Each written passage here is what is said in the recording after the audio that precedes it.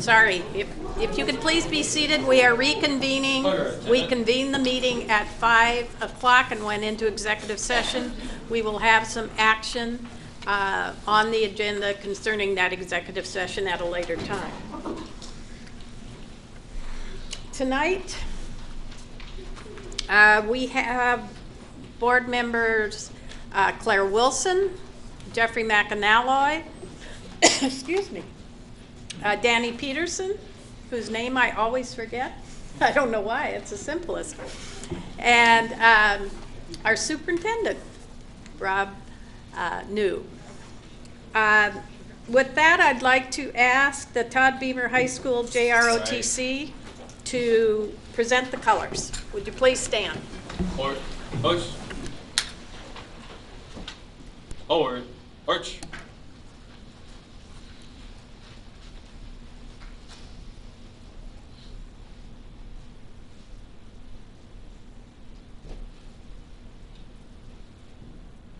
Order. Halt. Order. Push.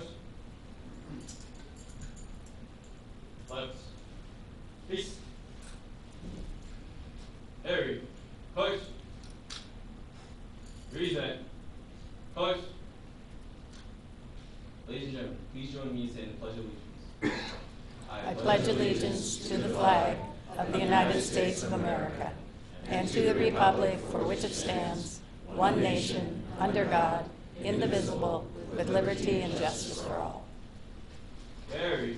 Push. Order. Push. Right. Peace. Forward. Push. Forward. Arch.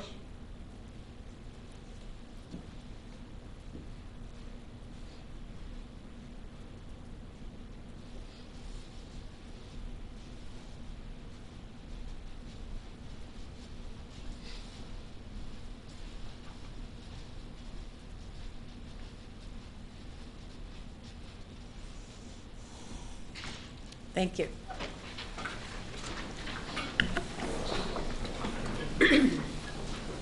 Do we have a motion to approve the agenda?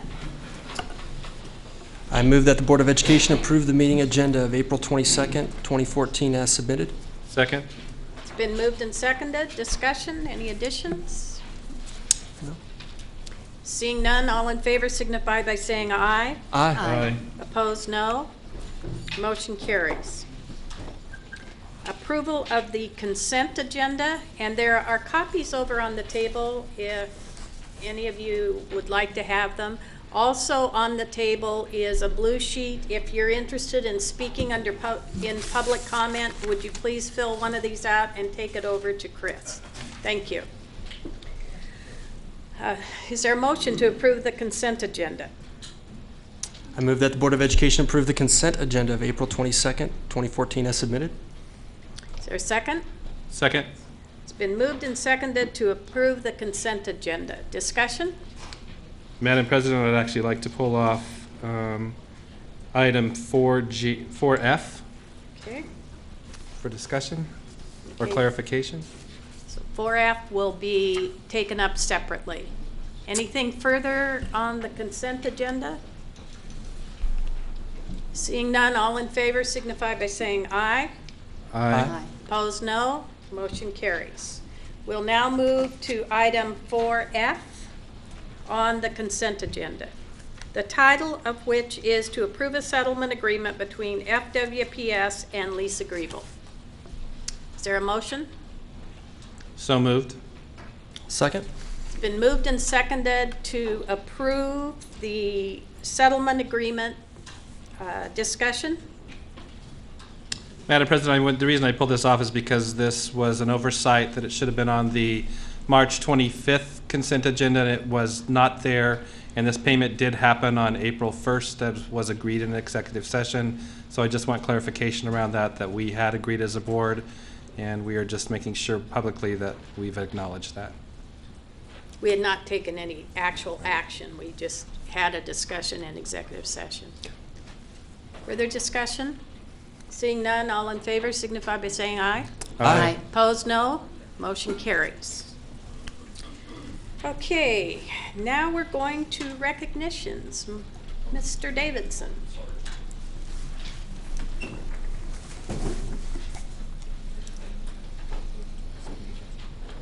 That's after his comments. We can make him, no, we didn't get to make it. Good evening, President Gregory, members of the board, Superintendent New. Tonight, we'd like to start off with recognition of Michael Cundiff. Is Michael here? Michael or Matthew? Oh, maybe, sorry, my apologies, I'm looking up. It's Matthew, thank you very much. Matthew, come on up here, please, if you would. Thank you very much for that help. Nice to meet you, thank you very much. So I want to talk about Matthew, who is a student at Totem Middle School, and he wanted to benefit the Federal Way School District with something that would be used for a very long time as part of his Eagle Scout project. And he recently finished at Sahalee Middle School, and the Federal Way PTA Clothing Bank has been moved there recently from the ESC, which is where it was in the last couple of years. And Matthew, with the help of his friends, completely remodeled the portable and made new racks that will keep the room symmetrical, give it a good overall appearance, and make it much easier for kids to come in and find the clothes that they need. So what a cool project. I can't say enough about that. So, and I also apologize for misreading your name, Matthew, again. Thank you so much. It's great. We really appreciate your help with everything. Thank you. Thank you. Come on over. We're going to go ahead and stand right up front and push your time.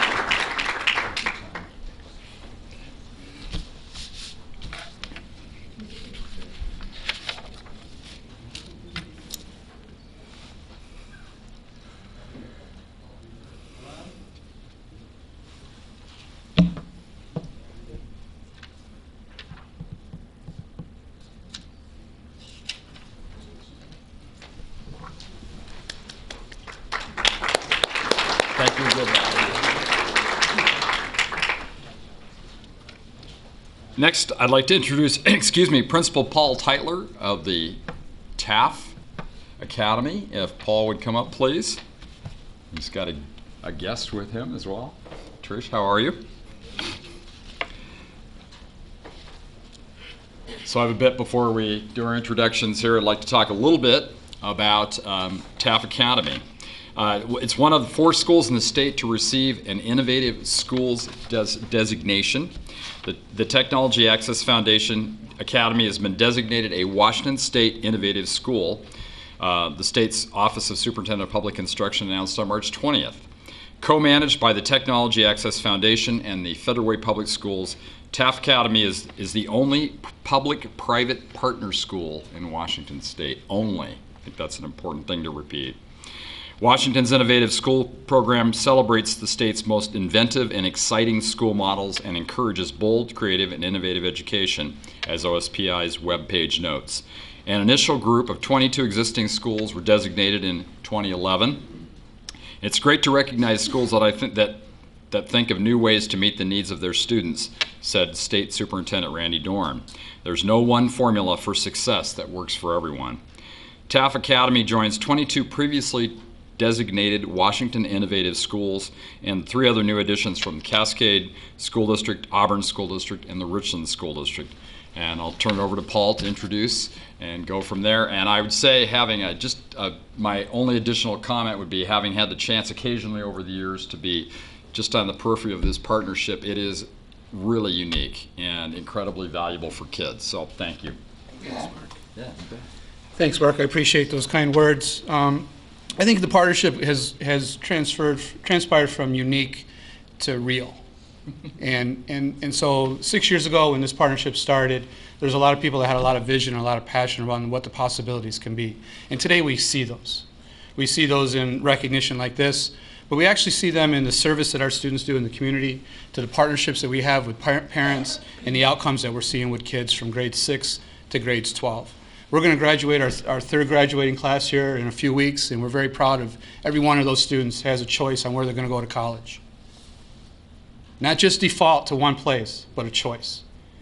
And so that takes a unique partnership that becomes a real partnership that shows what schools can do, what collaboration amongst thoughtful adults and passion from students, regardless of whether they're 6th grade students, 7th grade students, 8th grade students, or high school students. The ideas that they come to the table with and the conditions that we've been able to create on their behalf for them to be able to come to be real themselves and do real work says a lot. So I would say that on one hand, when we think of the word innovation, we think of sort of newness or things that are way out there on the edge, or things that are dreams. And I would say that this award really recognizes real work that real adults, real teachers, real parents, and real students are doing day to day, and it's a recognition of that great work that this award recognizes. And so at this point, I'd like to recognize Trish Zinkel, who's a great partner with the district, a great colleague of mine, who comes to this work with a lot of sincerity and a lot of honesty of wanting to make a difference in kids' lives, with kids who typically sometimes someone forgets about. And so with that, I'd like to introduce to you Trish Zinkel. Could you also miss Chris? Yeah. Thank you. I want to start out by acknowledging Rod Leland, who I hadn't seen in forever, and Sally McLean for being there from the very, very beginning. This partnership couldn't happen without the district, and this district going forward as one of the leaders in our state. I mean, we still are the only, and maybe we won't be the only anymore once people start to see and recognize this great work. And it's a labor of love, and it's exciting. It's not only exciting for our kids, it's exciting for us as adults to be able to be a part of this work. And I'm forever grateful for Federal Way under the initial leadership of Tom Murphy and the continued leadership of Rob New to keep this work going, because we could have easily quit. There were many a times where we could have quit, and we've seen it done before. And to keep going forward and to keep making this school a great school is an awesome experience, and it's just going to get better every day. There's no stepping back. There's no going backwards. I want to acknowledge 2 people from my team, Zithri Salim, who started with us as our Director of Education. He's not here today. And Chris Alejano, who has stepped into his shoes. So to have a legacy go from one to the next really says a lot over this 6-year period. So thank you very much, and let's look forward to more partnerships somewhere in this state. All right. Thank you.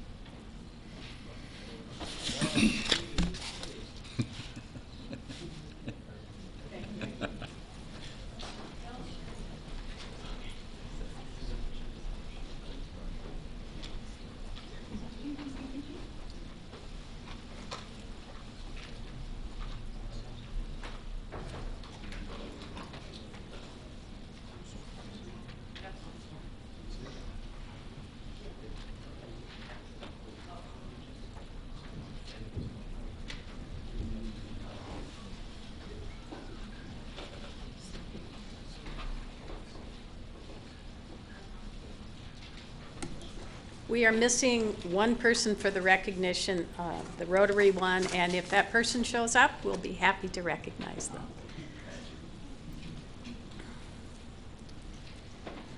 Okay, the next item is called board continuity, and it's a little unusual to have that on our agenda. It's a first. But as you know, we've had a difficult week, and we lost a board member on Friday. And we want to make sure that the public understands how we move forward. And so we have asked Jeff Gannon? Is that right? Ganson? Right, sorry. One of our legal counsel to discuss with us what causes a vacancy and how we fill it. And so, Jeff, if you would do that, please. Sure, thank you. I understand that the board has had a resignation of Director Moore in this instance, and that resignation of a board member creates a vacancy upon the effectiveness of the resignation. In this situation, it's my understanding that Director Moore's resignation was effective immediately.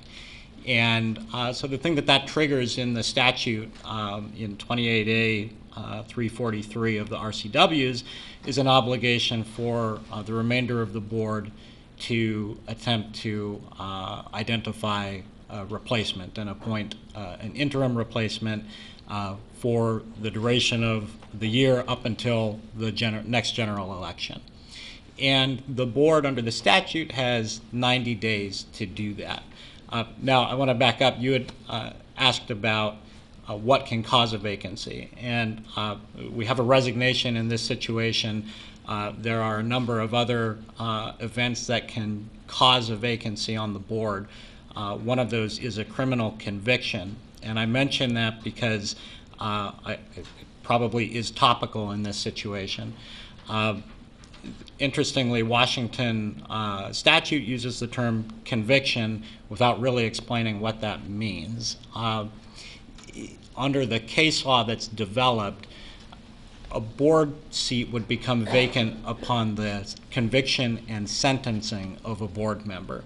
So in this situation, it is Mr. Moore's resignation, not his criminal conviction, that is creating the vacancy. I just wanted to clarify that point. So at this point, the board has 90 days to attempt to fill the vacancy. And there's a fallback process in the statute that is rarely triggered, but could happen. And that is, if the board is unable to fill the vacancy within the 90 days, then it falls to the Educational Service District and its board to fill the vacancy.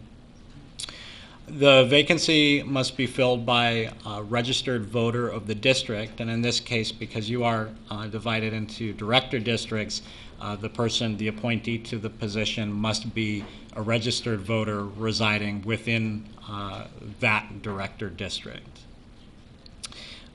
That's the extent of the qualifications. The process for locating candidates and ultimately deciding upon an appointment is left largely to the board's discretion. The only statutory requirement being that the board must vote by a majority vote, meaning at least 3 of your members must vote to appoint the replacement.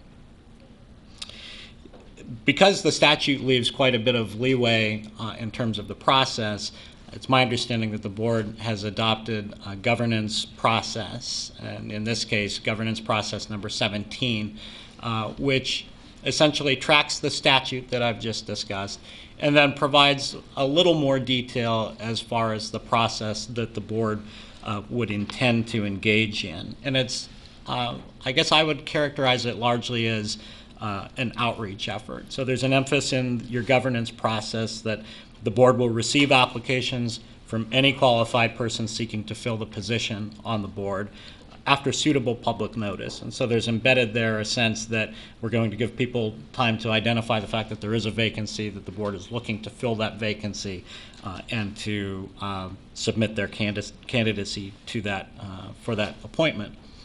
The governance process also encourages as many able citizens as possible to consider becoming a school director.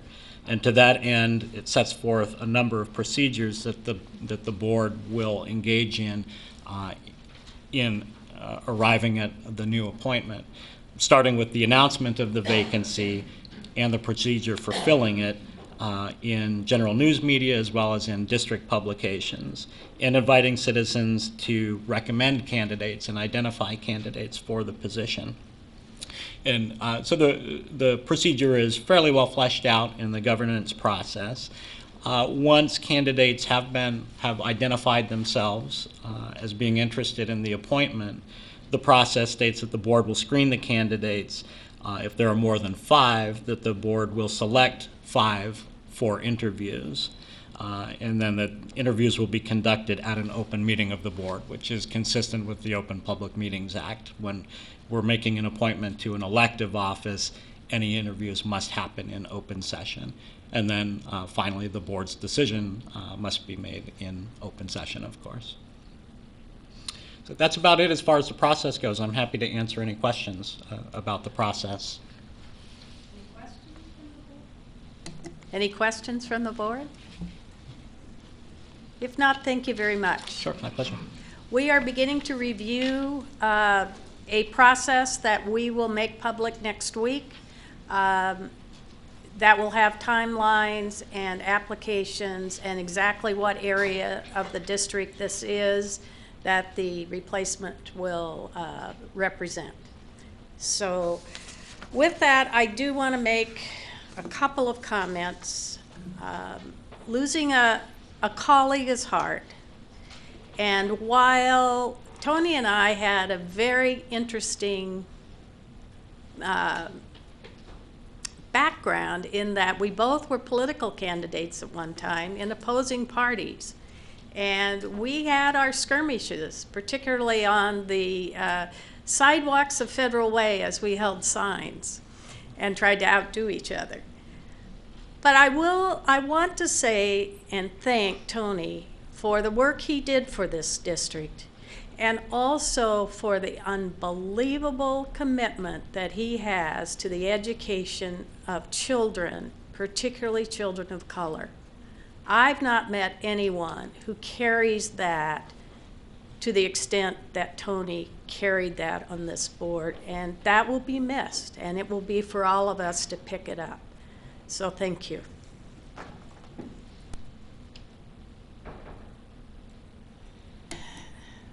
As I said, this has been a very interesting week. I will now move to superintendent comments. Oh, I'm sorry. We're moving to Rotary.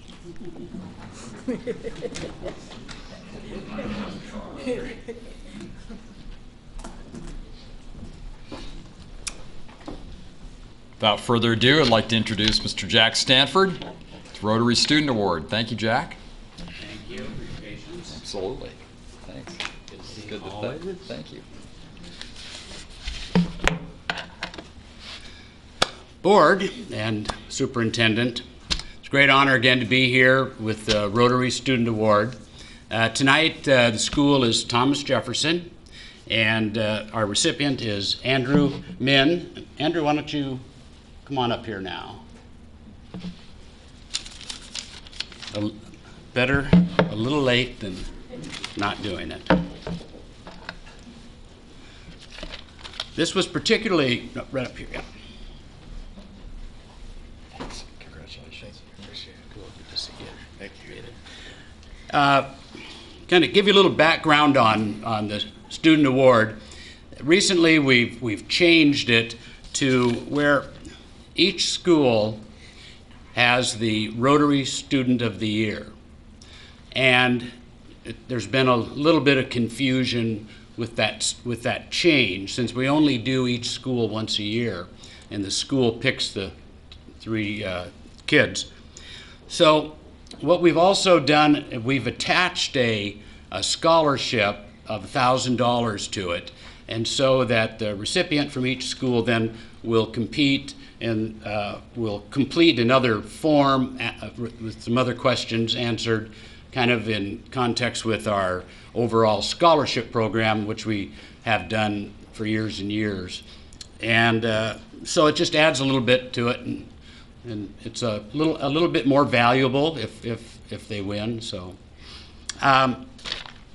Andrew, this was pretty tough. There were three really outstanding kids, and it's really hard. You just, with the scholarship, you can only take, one kid, so it was difficult.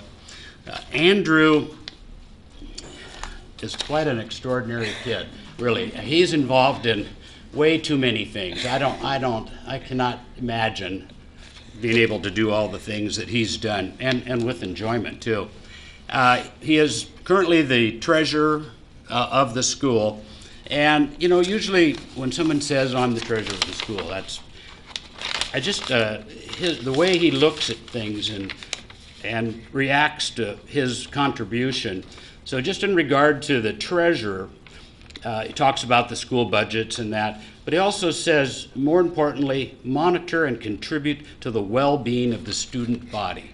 So, it's just kind of, I have a lot of CPAs that are friends, and none of them talk that way, so it's all T accounts, So Andrew is also the president of the math club, which we all know in the district about the math club, and he's the president this year, and there's 100 kids. So I'm kind of going through some of this, and he's going to talk about a couple of things in particular. Usually people don't like to just talk about themselves. So he's also a student, I think the Student Zone mentor or tutor. Yeah, there we go. And that's at the King County Library System. I'm going to briefly say this one other thing that he's doing, that he's going to talk about that, because it's just, I've never really ran into a young person involved in this. Andrew picks up on ideas from other people and kind of embraces them. And he applied and was selected to be on a board in Pierce County Juvenile Court. And the concept was to, instead of just throwing away the key and locking the kids up, they take a different approach. And he's been involved. This is like every other week or so. So he's going to talk about, kind of elaborate on it. He's advancing leadership. So that, once again, that's a good indication. He has a 3.99, and at Thomas Jefferson in the program he's in, that's pretty good. And we asked, one of the interviewers asked, where'd you get the B? Well, the B came from taking a high school class in 8th grade. So for the 4 years of high school, it's been just pretty much perfect. So we have the name of that teacher, but I won't say it publicly. There's just a lot of different awards. A National Merit Scholar. He's going to talk about kind of his plans and kind of what I want you to talk about. I haven't really told him this. Talk about, what you've taken from school and what you feel like you've left back for the school district, and talk about that juvenile thing is pretty cool. He's a very energetic kid, gets involved in a lot of stuff, and Andrew is Korean, yet he is the Japanese ambassador to the Seafair. So he's just out there. Somebody said, you want to try this, and away he goes. So, and he already did go to Japan? Yeah. He already did go to Japan. The rest, why don't you talk about what your plans are and like that? They're probably running out of time, sorry, but.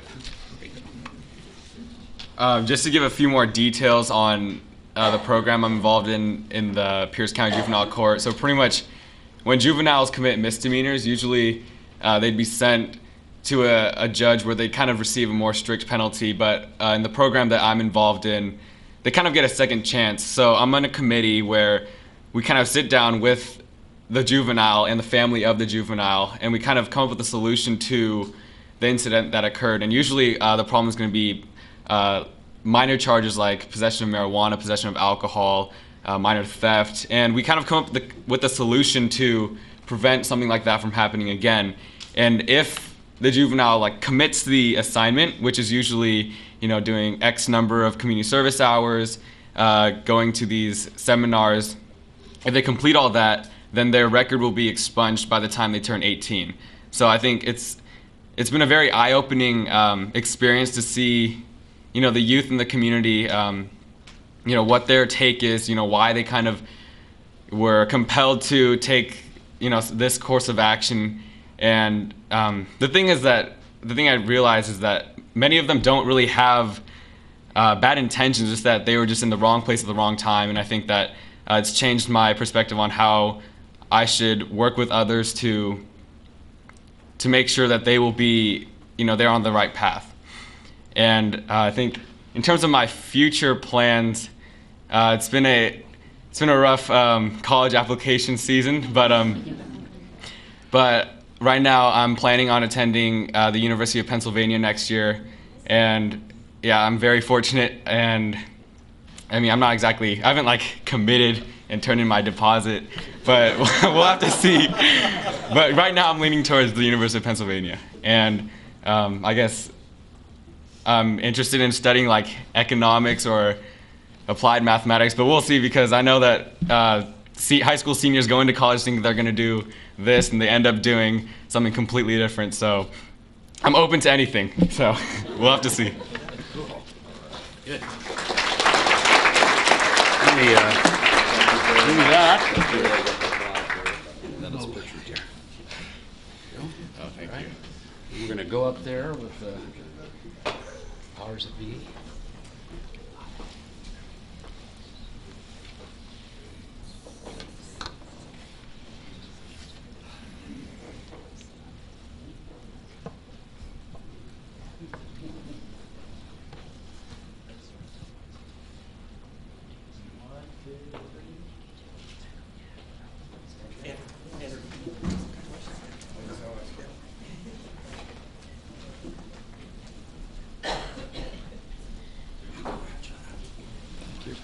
Thank you.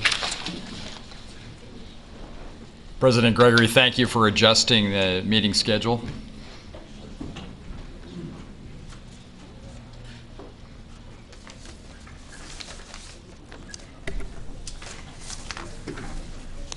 Let's move now to the superintendent comments. Mr. New? Thank you, Madam President.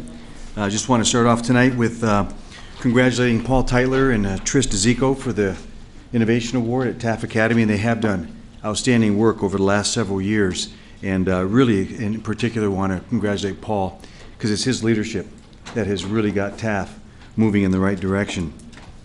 But I also want to congratulate all 4 of our comprehensive high schools for once again earning distinction on the Washington Post Challenge List and ranking as 4 of the most rigorous high schools in the country.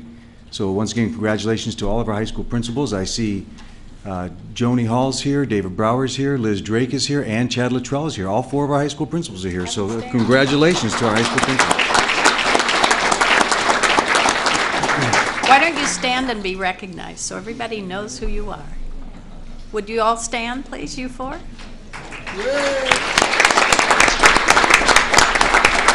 Thank you. And I just want to take a moment to thank Jack Stanford once again for your presentation tonight and always recognizing the students of through the Rotary and the continued partnership with the Rotary. Very much appreciated. And of course, I just want to spend a very quick moment on the passing of Dom Cooks this past week. The entire community was inspired by Dom. David, your graduation ceremony that you held for Dom and his sister Diamond was absolutely outstanding and something I'll never forget, and so thankful that I was able to be a part of. And of course, having Doug Baldwin there from the Seahawks really added quite an element. And of course, every time the tears started to well up on folks, Dom did something to make us all laugh, and it was just amazing to watch you, the Decatur staff, the Decatur students, and the Federal Way community rally around Dom, and may he rest. And with that, as you know, I have been offered the superintendent position at the Oklahoma City Public Schools and have accepted that position. And this is not goodbye tonight because we've got some more meetings to do together, so I'll do the goodbyes at that time. But I do want to say that opportunities in life don't always happen at the perfect time. There's no such thing as great timing, and not only the opportunity itself coming when it did, but also the announcement coming at the time that it did. But it was one of those opportunities that when you look at it, when I began to research Oklahoma City after being contacted about my interest, was incredibly intrigued by the work that had been done there since 1993 with a series of 3 1-cent tax measures, 1-cent tax increases, and they've completely rebuilt the downtown. They've completely refurbished all of their high schools, and now they're working on transit and community trails and biking trails around the city. And so it's one of those stories that you hear about, that it's one of those cities that has been and it continues to be on the rise, and it's something that I'm excited to be a part of. But please know that it was by far the most difficult decision that I've had to make in my personal and professional life. Thank you. Comments? Do we have a motion? I can make a motion. Yes. Madam President, I move to accept the superintendent's resignation effective June 30th, 2014. Been moved and seconded. Discussion? Oh, it's Second. second? Sorry. Discussion?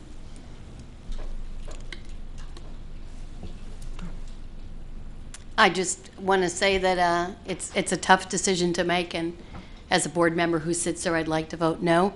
But I also know that in order to support your next step and to support the work of the board and the district, you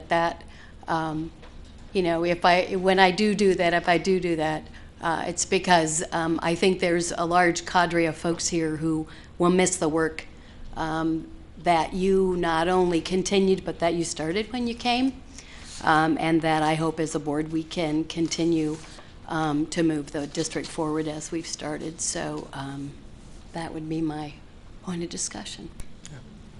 Further discussion? We'll have a chance to say goodbyes at a later time, as you said. He's had the opportunity to work with me for a few months, and that isn't what drove him out. I just want to make that clear. Although we're both very similar personalities, and we can go toe-to-toe rather easily. And we've had fun doing it. So let's go to the vote. All in favor of the motion to accept the resignation of Superintendent New effective June 30th, 2014. I feel that old. Yeah.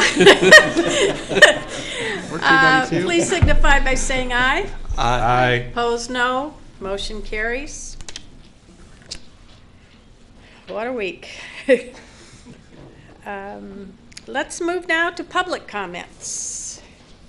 And we have 3 people. I will begin with Jason Brown, representing the Federal Way Education Association.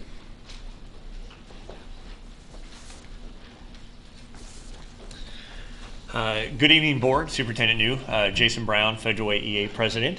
While it's not time to say our goodbyes, I did want to acknowledge how much I've appreciated Mr. New's communication in the past 4 years, and hope whomever follows in his footsteps shares that same passion for open communication. While we often disagreed on issues, he never once turned down a phone call or didn't want to meet with the association to find out where we're at. Like you said, Madam President, it's been a very trying week, and I want to thank you for your leadership. You're in a very difficult position right now. I think you're handling it very well, so thank you. Thank you. Okay, Dennis Stiles.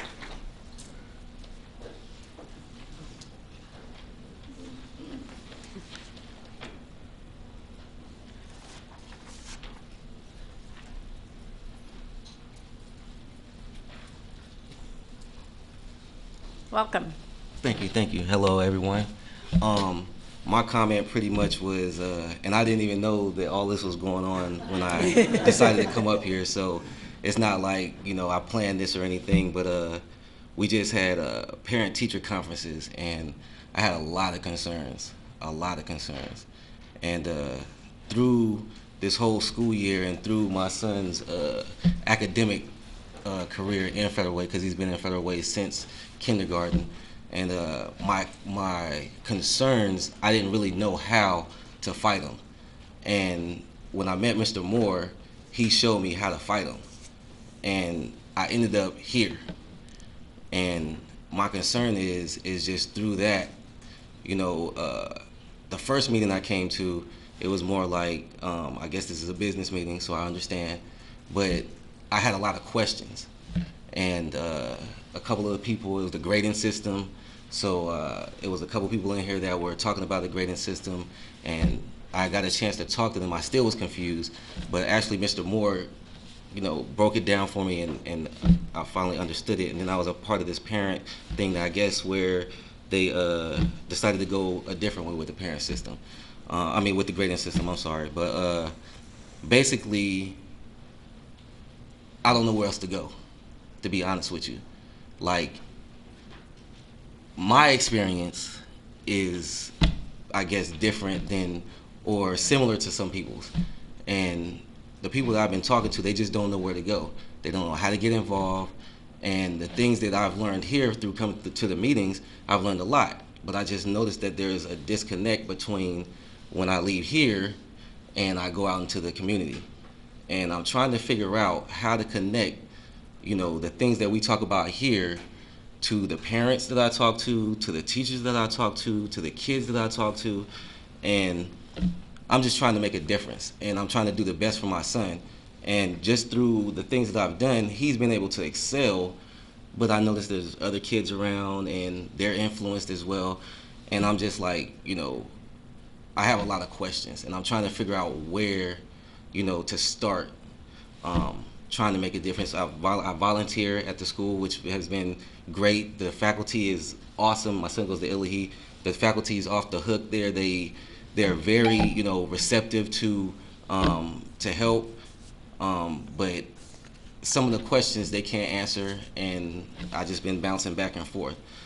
So that was my comment, and I would just like to try to figure out how we can get a better, because like tonight I had questions, and I'm like, well, who do I talk to? The lawyer, he made a great presentation of what's going to happen with Mr. Moore's position or whatever, and I'm like, I have a question, but I'm trying to figure out where to go. But I didn't want to take up all the time. My son, he got elected president to Illahee for next year. I'm just trying to get him affiliated with this process, because I said you don't have to just be, he was like, it's a popularity contest. It doesn't have to be. You can come and you can. my bad. But he had a couple things, good things and concerns that he had. We'll consider you a new speaker, so go ahead. Okay, well, one of the problems at Illahee are the bathrooms. I honestly really think they're disgusting. So, some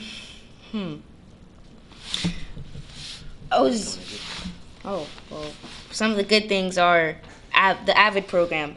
The AVID program has helped me with excelling at all my core classes, and it's prepping me for college, and we are going to do soon some college presentations, so that we pick a college and then make poster boards or stuff like that on colleges. And I think that's great because we can discuss what colleges you want to go to.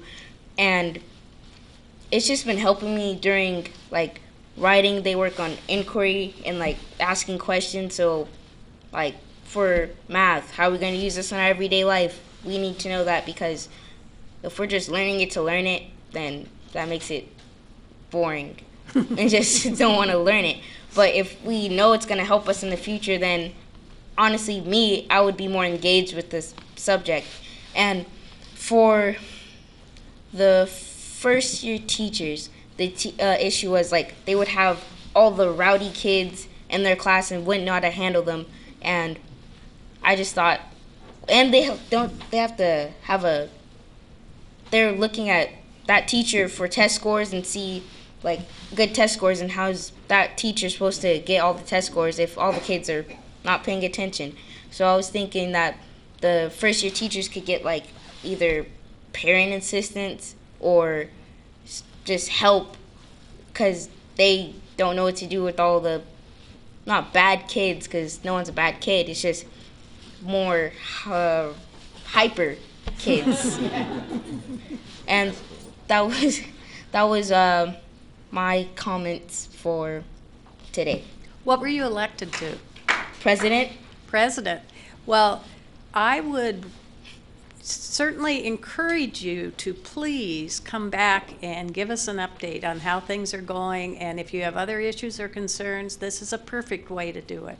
We'd really love to hear from you.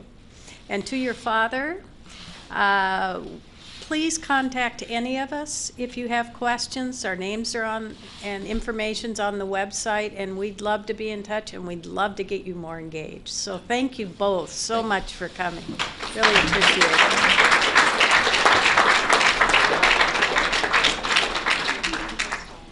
And now we have the pleasure of hearing from a former School Board Member Ed Barney. Welcome back.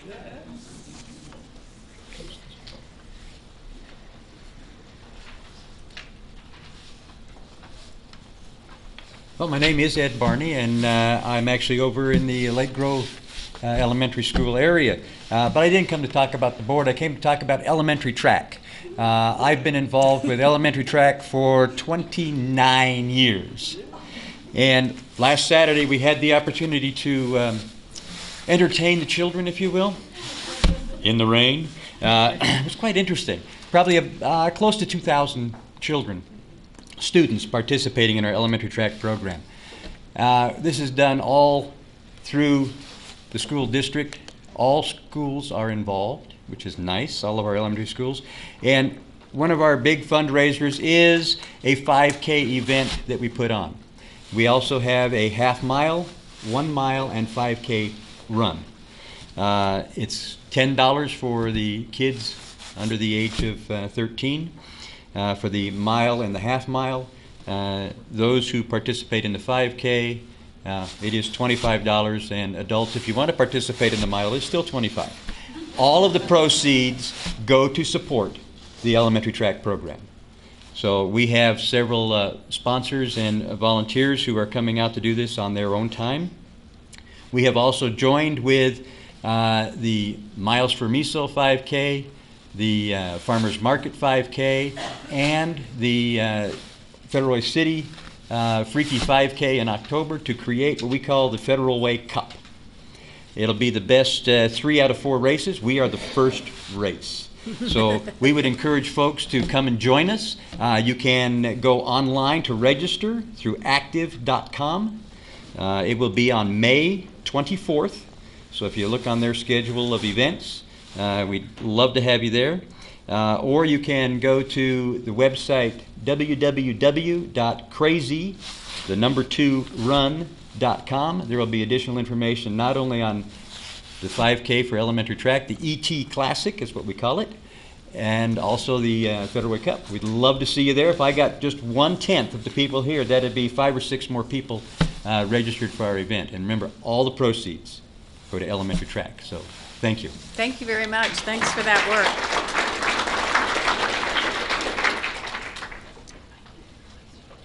Those are all of the blue sheets I have, unless somebody did not turn theirs in.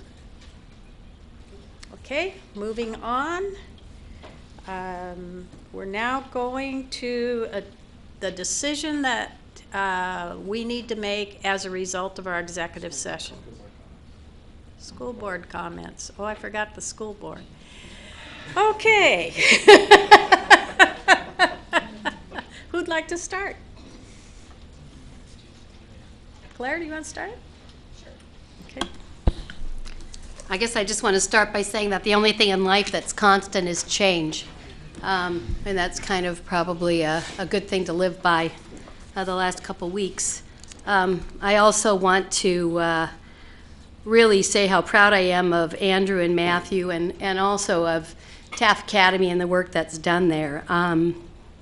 Students and staff, Mr. Teitler, Trista Zico. It's an amazing place. If you haven't been there, you should go visit. And last week they had Starplex Center in the Federal Way Complex, which I told you about, the $2 theater where they did their movies. And I have to tell you, there was one on grading and grade inflation that I got a chance to see, and I think the Grading Advisory Committee might benefit from getting a copy of that. What I will tell you is those movies will all be on YouTube, and then they'll be connected. So as soon as they're up, we will pass them on because they are just an incredible, incredible pieces of work.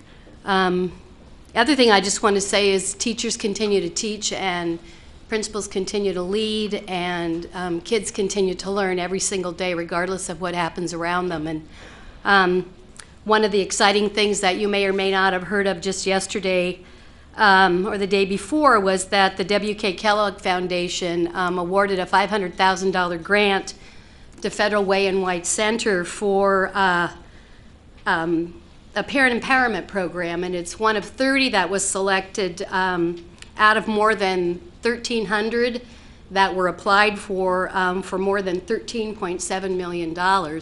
So it was a large pool. And the focus is aimed at helping parents become leaders in early childhood education and taking those advocacy efforts and really taking them into their community and into places where they can make a difference, like on boards like ours and community boards as well, where they really have a chance to shape what's happening in their communities for themselves and for their families and for their children. And it's a funded project through One America, through the Roadmap Project, and through the Seattle Jobs Initiative. And I think it's something that we can continue to be proud of, because we have work here in the district around engaging families that, although sometimes families have a hard time finding us, we have incredible work, and it's a matter of how do we connect parents to each other and how do we connect them to the work we're doing, because it's about outcomes for kids, and it's about achievement like your son, and about being able to stand up and stand out and find your voice and find your place. So I appreciate all the work that's going on in the district, and we will continue to lead in the work that we do. Thank you. Jeffrey? So I just want to update you of the Grading Advisory Committee. That information, we will have our next meeting on Thursday. That information is available to everyone on the website. So any of you that have interest about where we are at and what we're doing, I would encourage you to go to the website to look at that information. If anybody has any questions, I'll be glad to answer those questions. Or there's 41 of us. I think anybody probably that's on the committee would be happy to share where we're at and what we're doing. And we continue to look at what is in the best interest of all students in that process. But if there's any sharing with that, I'd be happy to share. Also, I continue to visit the schools that are in my district. I will be at Adelaide on Friday. I think it's important to continue to build those relationships with the schools, and I continue to do that work. My last comment for the evening is I would also like to take and recognize Tony Moore's contribution to this board over the last 6 years and what he did do. He definitely was committed to education and making sure that all children had the best opportunity possible, and I just want to thank him for his time and his commitment to this district. Mr. Peterson. I want to thank President Stiles for his words tonight. Thank you, sir. And definitely, we do welcome you to come back, and we also appreciate your father coming as well tonight and being a part of our meeting. I do want to just, we did hear from former Director Ed Barney. I also want to acknowledge former Director Angela Griffin right here. And Ed, just thank you for, you don't stop. You know, you run, you're like the Energizer Bunny. You keep going and going and going. And thank you for your continued investment in our students. And yeah, I'm just so inspired by you and just how you continue to contend for our kids. So thank you. Let's give them a hand. Yeah.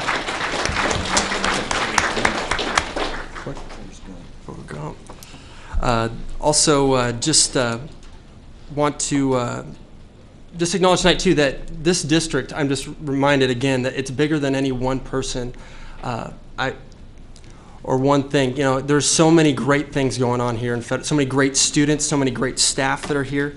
I'm reminded, too, that we have our board recognition nights coming up. And every year, I go to those, and it's a night full of our different middle schools where we acknowledge and highlight and award and cheer and celebrate our students, our staff, our community members, our parents that are doing such an amazing job in our different schools. And every year I'm just blown away at the caliber and the quality and the amount of people that care in this community. And so I'm excited for the stories that we're going to be able to hear as board members moving forward, and to hear of those amazing things that are going on in our schools. And that's really what this board's about, and we continue to move forward. It's about our students and the amazing work that our teachers and our staff, you know, it's not about us as a board, it's about what the work that goes on every day in every student in our schools, and making sure that they have every opportunity they can to succeed in life. And that's what we continue to strive for as a board. And so I think that definitely marks us as we move forward tonight. So thank you. Thank you. I will be very brief. I will save most of my comments for the next meeting. I attended the National School Boards Association meeting 2 weeks ago in New Orleans, and it was warmer here than it was in New Orleans, by the way. But it was an overwhelming event. I was the only one from Federal Way that attended, and there were 1,000 people, and more resources and opportunities to learn than I could even begin to take in. I met some amazing, amazing people doing work all over this country, and it was really exciting. I'm going to get into greater detail about what I learned and some of the things that I think will benefit this district at that later meeting. But I appreciate the opportunity to go. And for me, I had gotten pretty jaded over the years about conferences. But this one was truly amazing, and that was exciting. So I will continue that at a later time. Okay, let's move now to the decision from the executive session. Madam President, I move that the Board of Education approve the collective bargaining agreement between Federal Way Public Schools and the Public Schools Employees Contract Period September 1st, 2013 to August 31st, 2016. It's been moved. A second? I so move. It's been Second moved. the motion, excuse me. It's been moved and seconded. Discussion?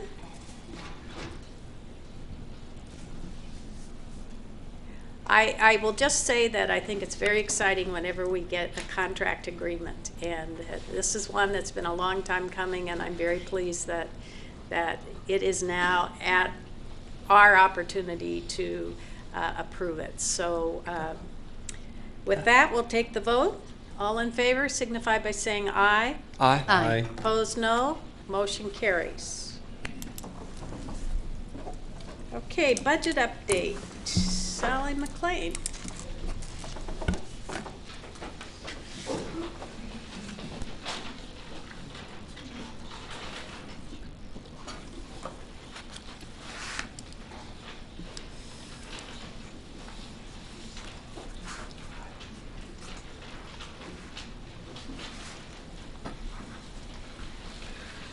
Good evening, President Gregory, members of the board, Superintendent New. As part of our typical spring budget development process, which maybe you call winter and spring, I bring to you certain topics related to budget as we go through the planning process. Tonight, I want to talk a little bit about staff compensation in context of budget planning. And the reason we're focusing on staff compensation this evening is, you might recall, the guiding principles that we put in place as the Washington State Legislature began to implement the components of the state Supreme Court requirements related to what we call the McCleary lawsuit. We talked about providing relief to taxpayers and parents. We talked about moving towards market midpoint compensation for our employees, and bolstered that with any and all restorations and enhancements must be affordable and sustainable. So again, as we talk about staff compensation this evening, we'll be focused on that conversation around the market midpoint compensation and affordable and sustainable. This is a graph that is actually reflective of this current year budget and is a fairly typical trend in all school districts, not just Federal Way School District, but for every dollar that a school district spends, roughly 85 cents of that dollar is spent on people or compensation. Compensation is made up of two components. One is the actual salary, and the other is benefits. And this evening, I'm really just going to be focusing on the salary component of the compensation conversation. A piece of what we have to understand when we are talking about staff compensation is, what does the state's K-12 funding model look like? What does this funding model, whether it was the old 1977 basic education model or the new McCleary model, which is also maybe called House Bill 2776, what are some of the components in that funding model? One of the first things to remember is that the K-12 funding model is a revenue generation model. Generally speaking, it's not an expenditure mandate. So the formulas, the 40-plus pages of funding formulas, drive money into the district. They don't necessarily dictate to local school boards how it will be spent. Of course, there's always exceptions. It's like I before E, except after C. Salary allocations are a significant portion of the state's revenue model. And the actual actual salary allocations are referenced through the state's operating budget in a document referred to as a LEAP document. And I put the website out there for individuals who might want to go out and take a look at not just the current LEAP document, but historical LEAP documents. Because our business is full of acronyms, I wanted you to understand that LEAP does not mean that our salary allocation models leaps tall buildings in a single bound. LEAP stands for the Legislative Evaluation and Accountability Program Committee. So salary allocations, again, this is a revenue formula, not an expenditure mandate. The LEAP document contains 3 types of salary allocations. It contains a salary allocation for certificated instructional staff, which we more commonly think of as teachers, but it includes classroom teachers, it includes nurses, counselors, occupational therapists, the whole range of individual employees that we have in this district that are required to have a teaching certificate or an educational staff associate certificate to serve our students.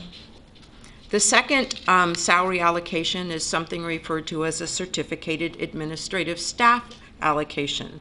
The certificated administrative staff allocation is predominantly the allocation that we receive for principals, school principals, and some ESC administrative staff. Most administrative staff are not required to hold a certificate issued by the state of Washington. And then there's the third category of staff, classified staff. You heard the board earlier this evening adopted the contract between the Federal Way School District and the public school employees. The public school employees represent our bus drivers, our nutrition service workers, and our paraeducators. Those are 3 categories of classified staff. We also have custodians, maintenance, grounds workers. We have our office support people, individuals who provide services ranging from sign language to paying our bills, processing all of our payroll and hiring records. So classified staff run a broad range. It's basically everyone else who is not a certificated instructional staff or a school principal. And the other thing that people who've known me for a while have heard me say before, but I'll say it again, is that due to differences that existed in the 70s, the LEAP salary schedules allocate different allocations to the 295 school districts in the state. And these changes are not minor, they're significant. If you look at the differences in allocations in Federal Way between our allocation for certificated administrative staff and classified staff, setting aside for a moment the teaching side of this formula, we receive about $4 million less than the districts who are receiving the highest amount, and that's every year.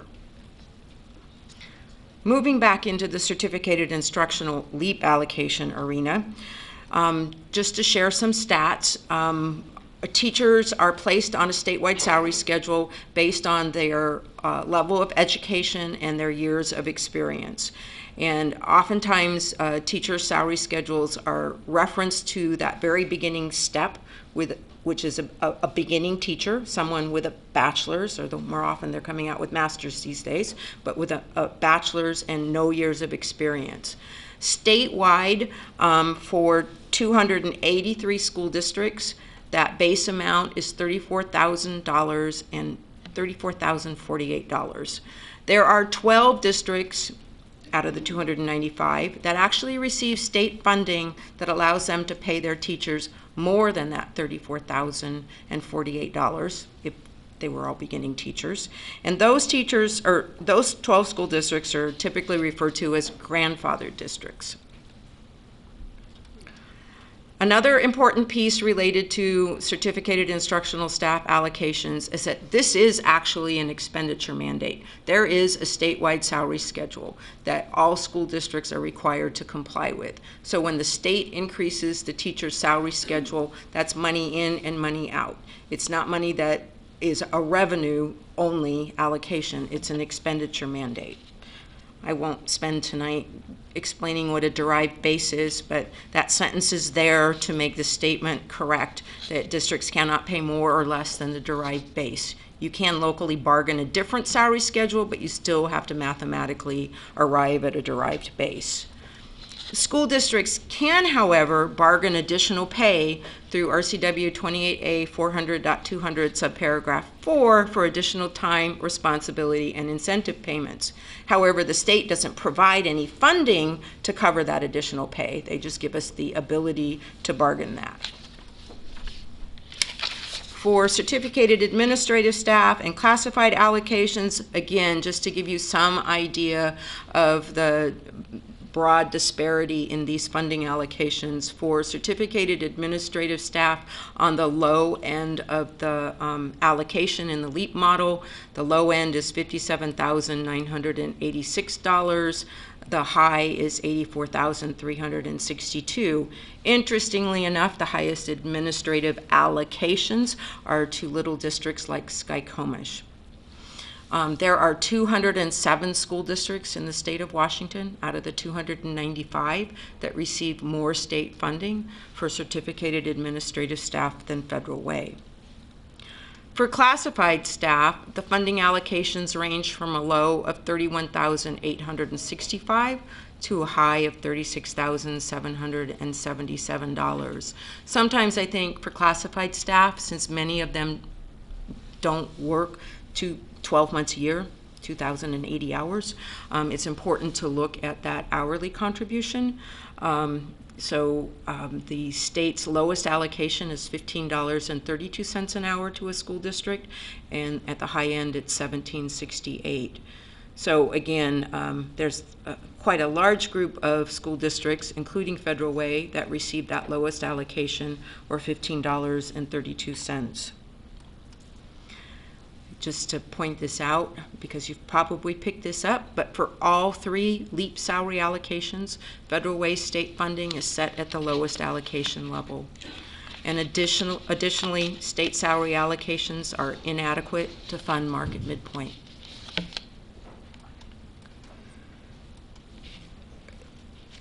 So, what is LEAP and how do we manage, and what's this recent history look like with LEAP? Well, LEAP salary allocations are modified by legislative action, obviously, since it's adopted as part of the operating budget. It's an important reminder, I think, that during the 2011-13 biennium, for those 2 years during the Great Recession, the state actually reduced salary allocations. And for those of you who struggled through those years with budget adoption, you'll recall that the district was able to sustain our employees with the same level of pay and not have to implement furlough days, although twice we were ready to do that. The last state funding salary allocation increase, and again, because we're talking about the revenue model, the last salary allocation increase was in 2008-09. Which means, if you think about this the other way around, that the 2014-15 budget that we're preparing represents the 6th consecutive year without an increase in state funding for salaries. It's a long time.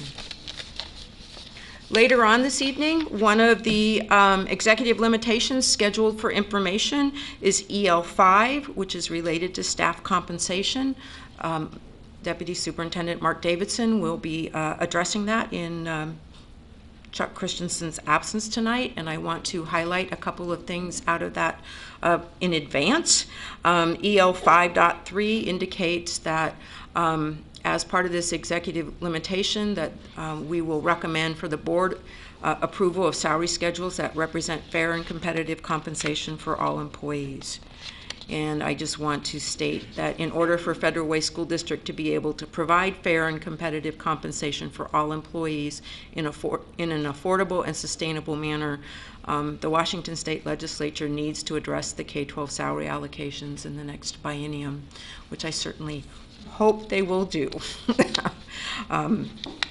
We know there are 2 technical work group recommendations that the legislature has still not wrestled with in regards to implementing McCleary.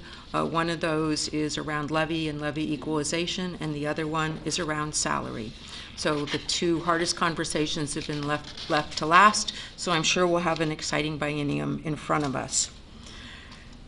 Just to recap, in regards to timelines, it is possible that the timelines that were laid out early in January related to the release of the superintendent's budget recommendation and our first public hearing and second public hearing may be modified given recent events. But again, at this point in time, this is our current timeline. And with that, that concludes my presentation this evening. Are there any questions from the board that I can answer? No, I just want to thank you, Sally, for all your work. You know, there's really second to none, the kind of effort you put into it. And I mean, the years of clean audits, we just had another exit interview yesterday with that. We did. And yeah, no, I wish more people down in Olympia would be able to read your PowerPoints of just of some of the things that are going on in education. And we just thank you for every dollar that you stretch, everything that you contend for the betterment of our students. So thank you. Thank you, Director Peterson. Tell us about the audit. Well, thank you. I'll take that opportunity. Every year, the Federal Way School District is audited by the State Auditor's Office, and on Monday, we had our exit conference. So with any audit, which looks at a variety of pieces, not just financial pieces, they also review accountability and federal compliance pieces. There's an entrance component and there's an exit component. And I am pleased to report to you that in all three areas, we received, again, a clean audit. And this is the 11th consecutive year. Wow.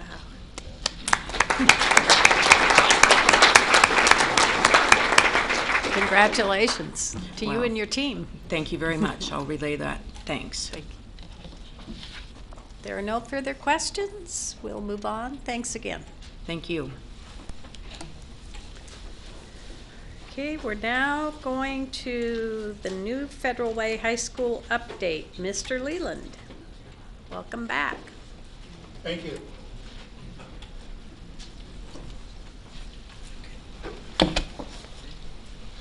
We're going to load a thumb drive here. Where do I put this in? Yeah, where do I put this in?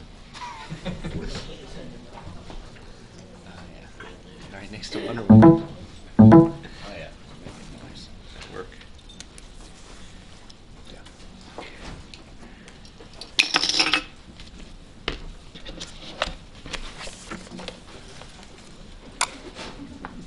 While that's loading, I'll make some introductory comments and introduce my two colleagues who are here tonight. I'll start with that. Barney Mansavage, who's spoken at a number of meetings with you about this project. He's with SRG Architects. And Jesse Alberg is with our project management team from Green Gasaway, and he's with us here tonight. Recently been made partner in the company after a long internship there. So congratulations. So we're repeating a rhythm that we've had with this project, which is to do work, present it publicly, come to you, show that work, and report on the open house or charrette, however you like to think of it. And we've just recently done that. We had an open house on March 19th at the Service Center, which we've been using as our location. There were people from the community attending. It's always a struggle. It's such a great place to be. We do outreach. This time we did emails, we did direct phone calls to people who've been there before. We did a call out to everybody in the Federal Way High School area the day before the meeting, and fewer than 30 people showed up. But the good thing was it was another great chance for direct engagement with the design team, and we're here tonight to report on that. We're moving quickly. This summer we'll be doing work to prepare for construction. In the first semester of school, we'll be moving portables on site, getting ready to house students for phase one of the construction process. And at the Christmas break, the students will move into the new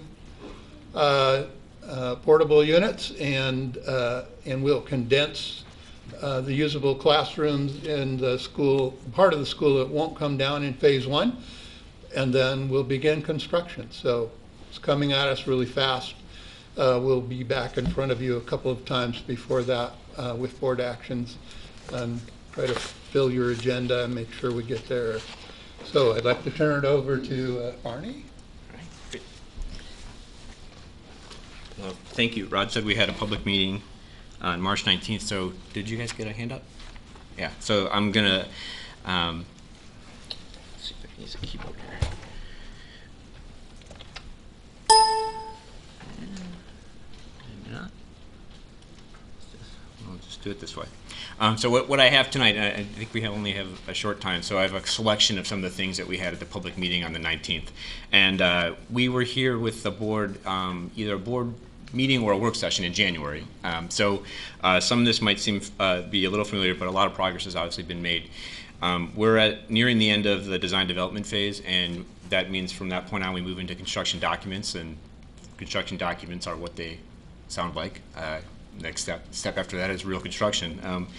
So what you're seeing is the site plan, and I'm not going to go through the whole history of the project.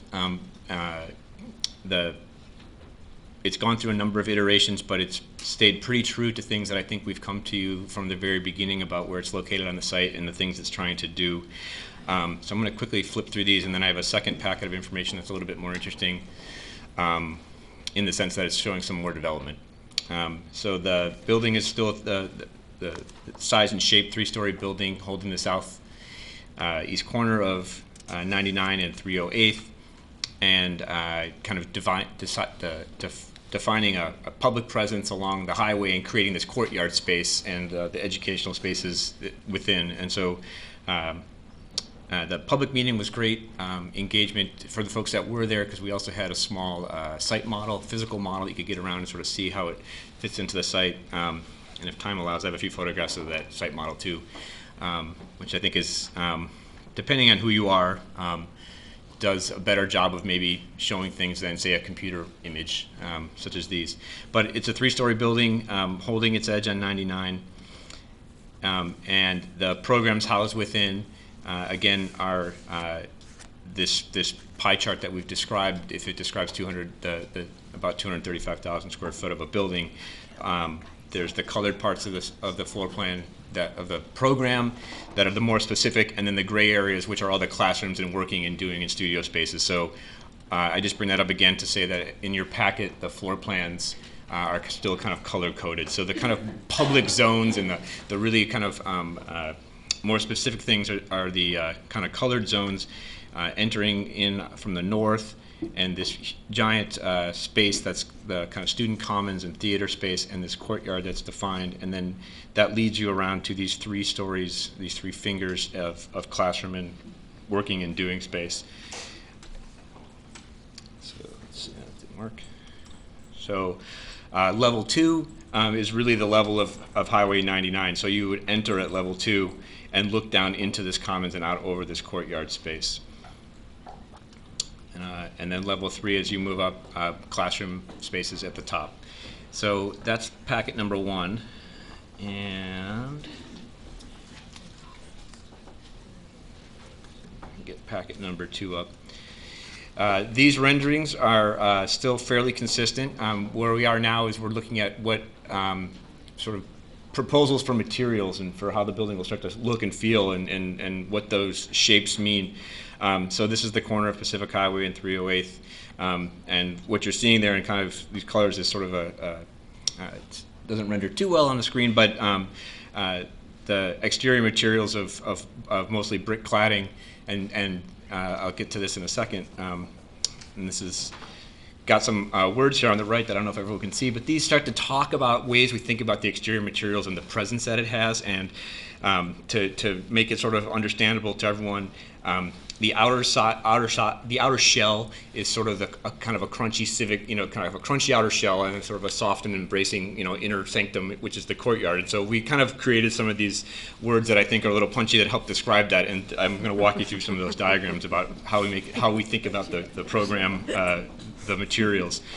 So this is sort of a series of layers. So the exterior materials on the outer edge, this crunchy outer shell, that's primarily a brick cladding, and that really reflects a civic presence and importance of permanence in the city and in the community.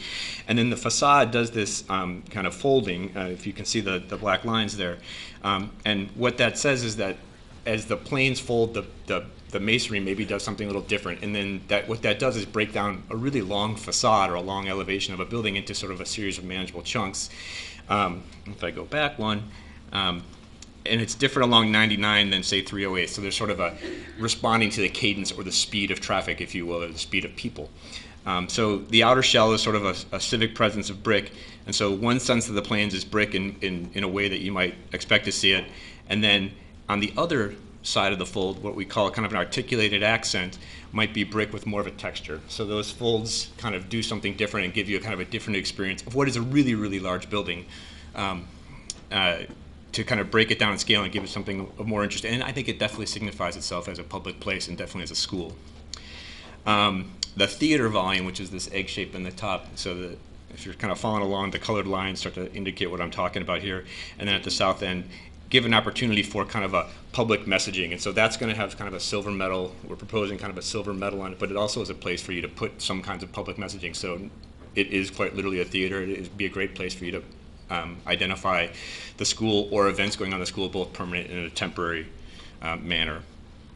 Moving on to sorry, it's super light. The facades that define these edges of the courtyard start to look, take on a lighter silver color again. So this is about kind of warming up the courtyard, kind of reflecting some light and bringing kind of a bright light atmosphere into that inner courtyard space. And some images of what some of that might look like. And then the other sides of the facades are the ones that face the commons. So if that makes sense, go back one. These are the facades that sort of face west in the courtyard. And then the facades that faced east in the courtyard or into the commons start to take on a more of a color and more of a texture. And so again, I think the materials on the outside are things that help you identify an experience. It's not taking a singular thing and saying this is what it's like on every one of those fingers, but it's more about what's the experience of where you are on the campus. So you're in the commons looking out to those three fingers. You're in the community on 99 or on 308 looking at the kind of civic presence. This diagram is talking about what's it like when you're, say, just outside the inner sanctum. You're at the football stadium for a game, so what are the facades doing there? So those take on kind of a darker color. Again, we're using some fairly inexpensive metal cladding, but done with textures to kind of give it some life and then play with the kind of texture of the corrugations in the metal so that there's sort of a movement, and hopefully that light plays against these things. So we're using pretty modest materials in hopefully more interesting ways, so because it's a fairly tight budget, but we're doing something I think that gives life to these facades out of modest, durable materials. And then this is sort of one of my favorite diagrams, which is sort of like, this is the connective tissue that we've described before. This is, and we'll talk about it before in future meetings with you, but what we've been describing, this kind of space that connects everything else, is sort of like a synapse in the human brain, right? It's sort of like where all these things are kind of firing, and it's everything that's not a classroom, and it's everything that's not an outdoor space. It's this kind of in-between space, and it's really kind of where the life of school maybe comes into focus. And so as those things start to find their way to the exterior with these next images, that's where the materials start to take on, maybe if there's a premium put on where materials become a little nicer, it's at those entry points. So kind of identifying those entries with taking modest metals and maybe making them a little bit more reflective and kind of marking an entry point and giving it a little bit higher stature. And so then this is kind of a palette of the materials, and that's in your packet. So the kind of corrugated metals and then the kind of flat panel metals that you see here are what's on the egg. So it's sort of taking very simple metal materials and kind of running them around the outside. And can I pull up one or two interior images, or you don't want? Sure. I think we burned our time. Have I burned my time? Yeah. Well, no, I'll stop there then. The last thing I wanted to pull up was that if we do get our chance to come to another public meeting, this was a site model, just a photograph of a site model. It's made out of wood and cardboard. You know, but it's really engaging, and I think to the extent that you can get people around it and look at it, and I've described the site before, it really gives you a sense if you can get around the physical model at one of our public meetings. And this is a little bit of a call to all of you to talk to your friends and neighbors to come to more public meetings when they're advertised, because I think it is interesting for people to understand, and you get a better sense than maybe seeing this as a slide, even if you're looking at this over the internet, because I know this district's been posting things pretty regularly, but the public meetings are a great chance to sort of see these things in person. And this physical model has been evolving and helping us to understand how this building fits in. It's a big building, 3 stories, fits into this kind of grade change, and I've described it, I think, before, how you have to enter at level 2 and look down and over it. So this helps place that in something that you can see physically. So I'll stop there. Questions? I have a question. Obviously, with this crunchy, tasty, shiny, whatever adjective we want to throw in there, with those, are the materials that we're choosing to use, though, is also kind of built into the design, I'm assuming, not just it looks cool, but that it's durable, long-term, maintenance, all those kinds of things. Were those all considerations in the materials that we chose? Oh, yeah. Okay. Yes, and I would add, this week, starting yesterday, there's a process in school and state-funded school construction where a critical team, independent of the design, independent from the district, paid for by a state grant for all state-funded projects that qualify, to review those kinds of things: constructability, durability, safety, to just do a 20-item list, and we expect and require that they be critical. That list comes back, we'll review it, and it will come to you for your consideration. So yes. Fantastic. Yeah, no, I'd love to see that, so thank you. And that's underway this week, and we'll hear the report on Friday. Rod? Yeah. Like, I have a question. Yeah. I was at an open house, and I'm a bus driver, and we were looking at the parking and the bus loop. So when do you get our concerns back to us? Like, I had some concerns, and they were written down, but I don't know what the responses will be. The exit you have going out to 304th for the buses is congested now, okay? You are now going to put in a student exit on the west side of the existing pool, which will be tennis courts, okay? If you do that and they can turn right, those buses will never get out of that parking lot. do you have right there at Pack Highway? You got kids crossing at the Okay, ma'am, I think the question is, how are they going to get back to you? Is that correct? Yeah. With How the, are they gonna get back to us? well, let's have the man answer that, okay? And we haven't been getting back to the person who asked the question directly, but part of our process, and tonight we kind of guaranteed 5 to 7 minutes, if we could show you the current site plan, which is still in flux, you would see that we've considered that comment because it has come, it made sense. We had pointed to it earlier. Many people, including people who live on 304th, had come and said, we have a problem already, what are you going to do? You'll see, and we'll... Traffic study. Yeah, we hired a consultant to do a traffic study a month ago. Yeah, so we do have started a month ago. Yep. To help us figure out what to do about that. It's very similar to the kind of study we did when we built the service center. and our neighbors to the east were concerned. So it's the same kind of process, another independent from the design, but their expertise is in traffic, and so we've given them that problem to give us some solution. Okay, I would recommend that you two get together and finish this conversation because we're running out of time. The one comment I want to make is, Rod, I'm no longer on lockers. My granddaughter, who is a recent graduate of Federal Way High School, explained to me how I was wrong. So that's over. Kids. Yeah. Anything else? Thank you very much. No, thank you. Thank you.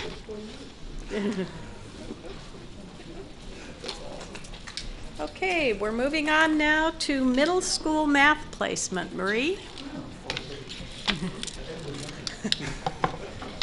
Good evening, President Gregory, members of the board.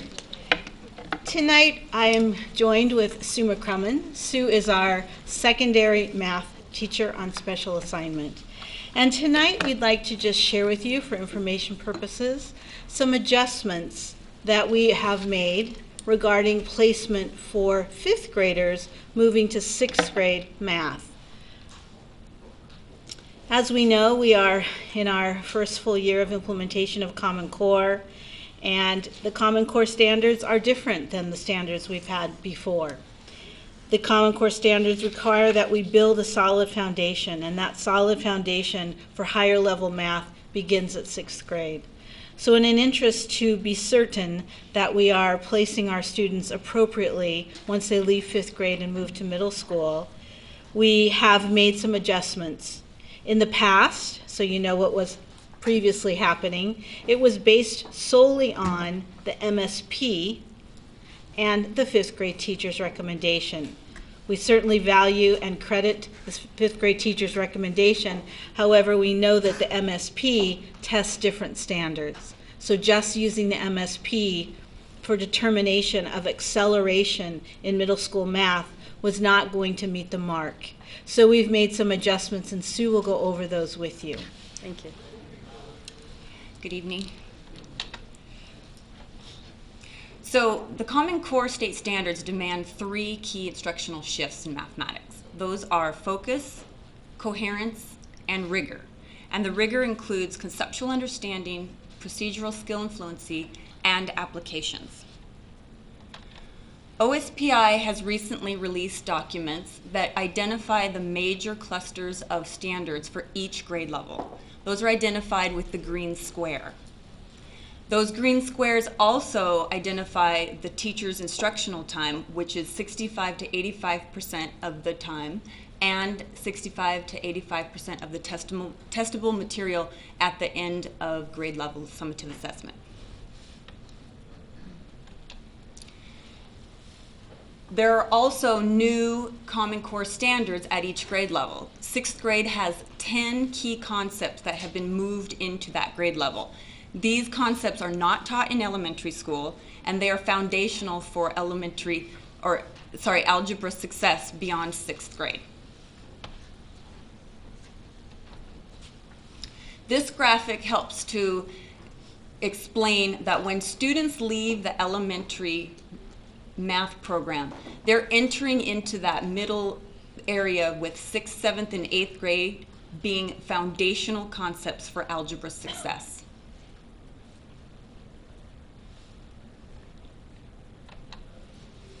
So we have implications for student math placement. First, acceleration at the 6th grade level has serious implications. By skipping grades or concepts, we will be creating gaps and holes in student learning. Also, placing students into tracks too early should be avoided because compacting standards before the 7th grade is not recommended. The Common Core math standards are more rigorous at the middle and high school level, and decisions to accelerate students in mathematics should be based on solid evidence of student learning and should not be rushed. Therefore, we have made some recommendations using 5 pieces of data. The first one being our STAR math assessment. Benchmark score of an 803 or higher. The STAR math assessment indicating algebra readiness for that student. If the current teacher's grade book indicates all 3s and 4s, which is meeting standard on those grade level standards. The 5th grade teacher's recommendation. And finally, the student's 4th grade MSP score. For those students that are on the cusp, we will include the 5th grade MSP scores when they're received in August.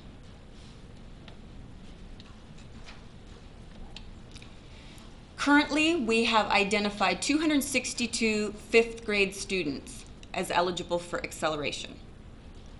All students of ethnicity, gender, and all major programs are represented in that 262.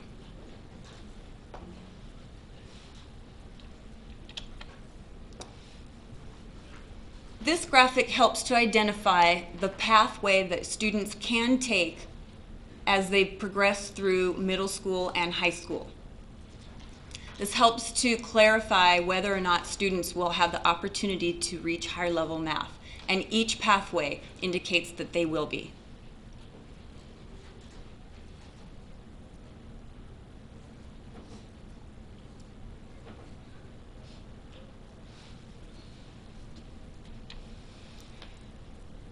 So our students are on a trajectory for college and career readiness. The one missing component was appropriate math placement.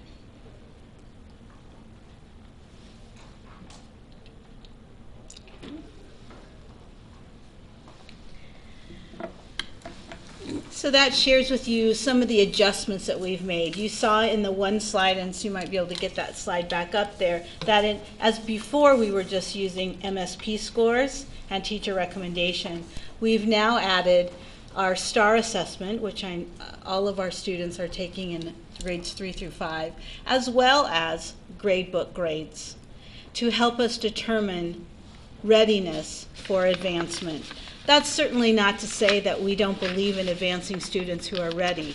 We just want to make sure that they have those concepts securely in place before they're advanced, leaving potential holes for future learning. We've also put in place an appeals process.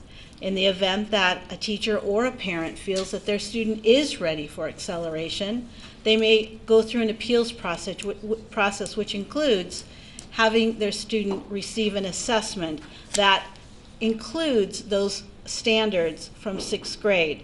So almost as if the student were going to grade advance or grade skip, we would give them an assessment to determine that they do have those concepts in place so that they are ready for that advancement. So we do have an appeals process as well.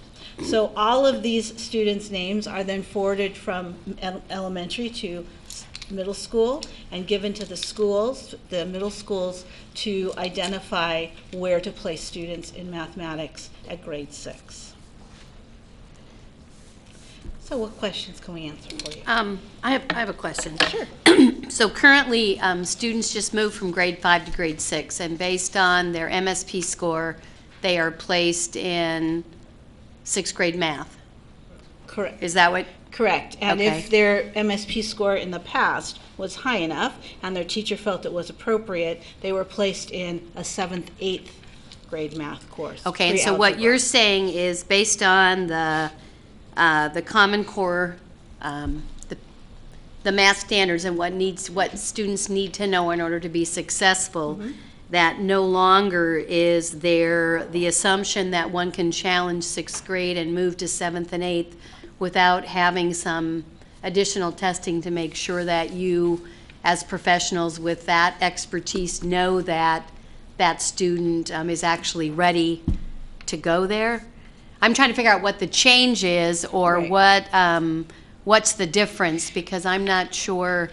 My kid goes from 5th to 6th, they just get in a math class. Right. The difference primarily is that to accelerate them and skip the entire 6th grade math year, we are using more criteria to determine whether or not they're ready to skip that entire year of 6th grade math. So the skipping is an exception, not a rule? That's correct. Okay, so when you put this out there, I guess when I look at this, I'm thinking, this would be for someone or for a parent who, or a teacher who might believe that a student is at a level where they need to be placed higher than, I guess, okay.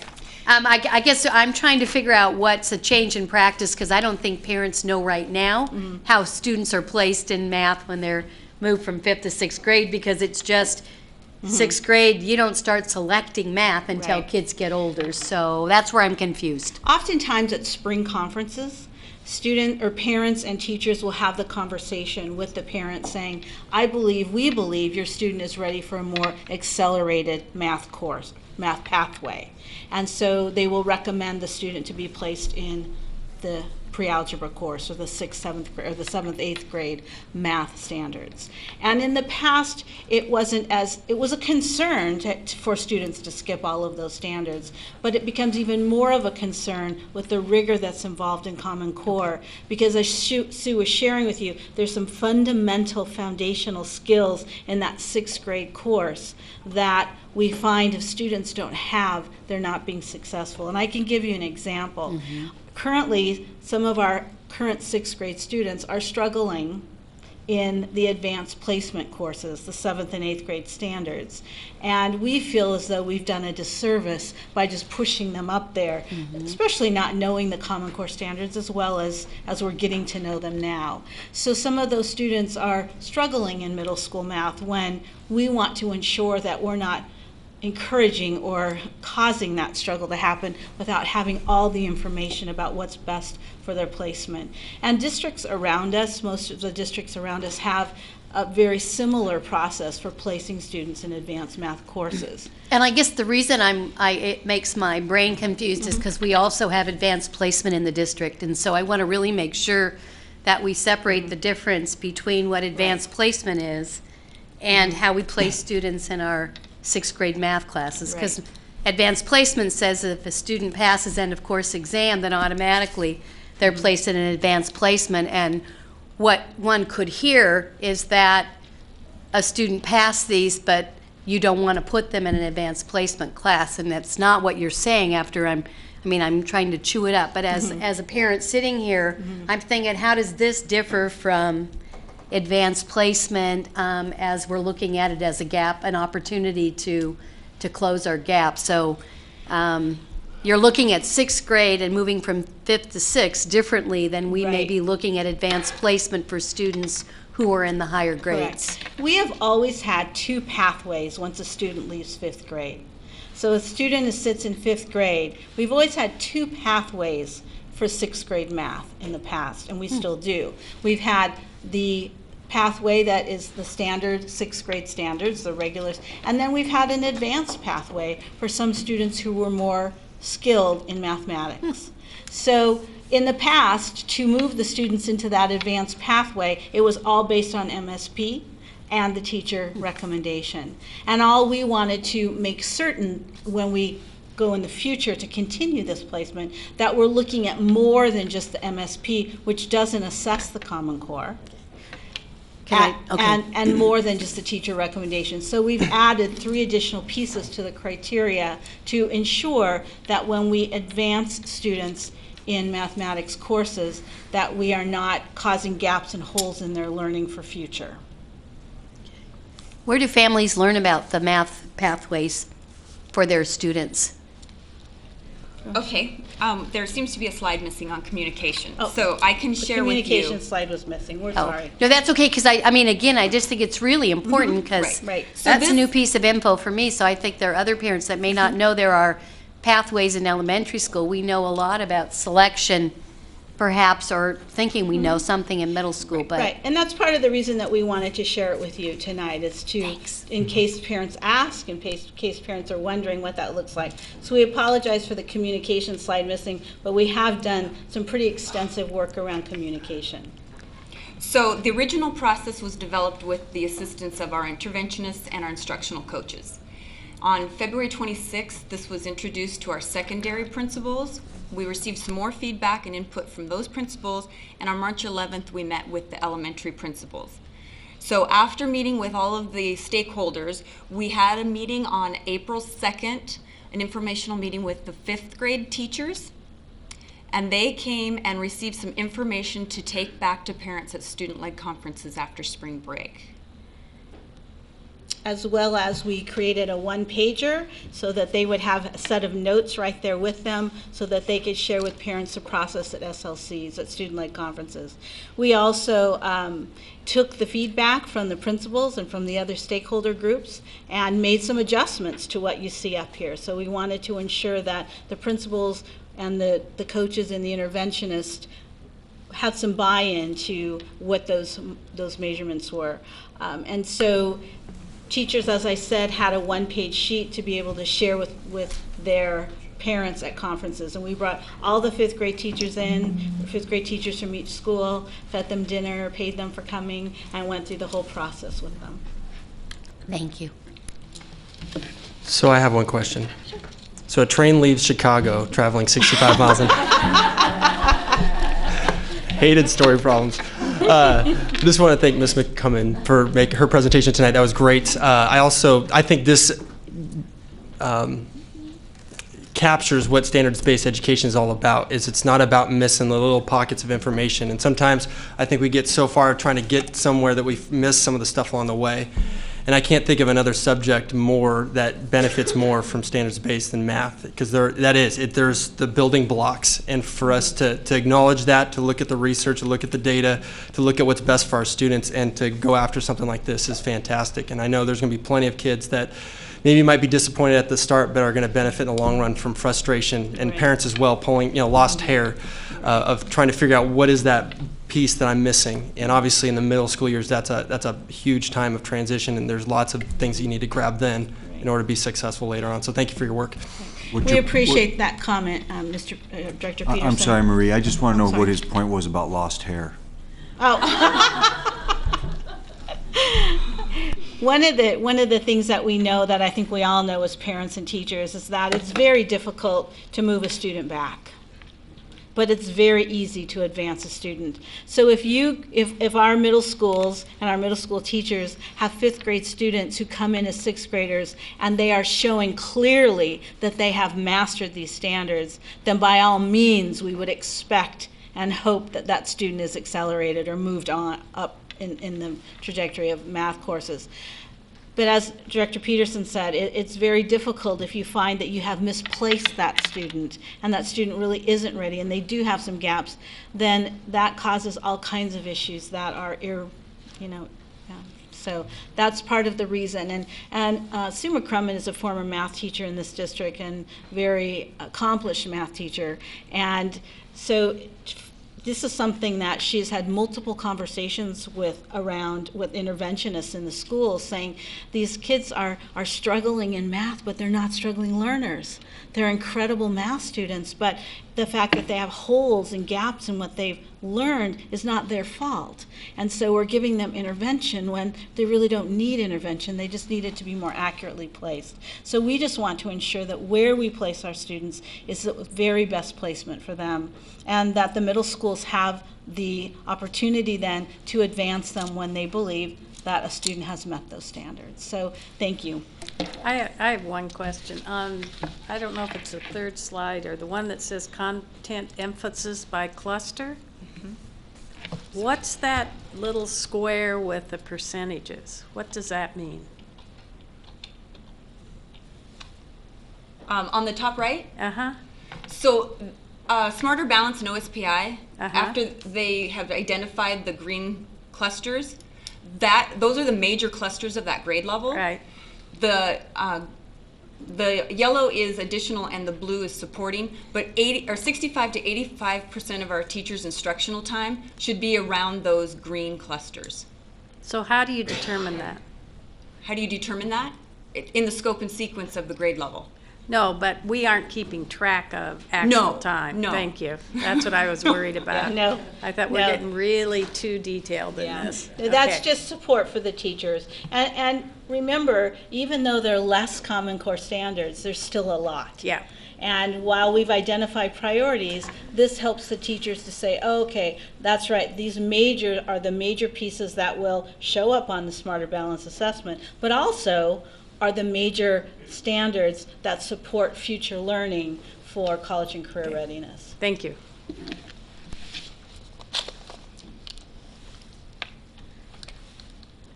Okay, moving on. We're now going to the Policy Governance Annual Board Calendar, which is in your packet, and there are some revisions to that. Is there a motion to adopt or to approve? Madam President, I move to approve the annual policy governance calendar as of this date. Is there a second? I second. It's been moved and seconded. Discussion? Just with one variation on June for ends 4. The dates didn't get changed from the May to June timeframe. The consent should be on June 10th, and approval should be on June 24th, not the May dates.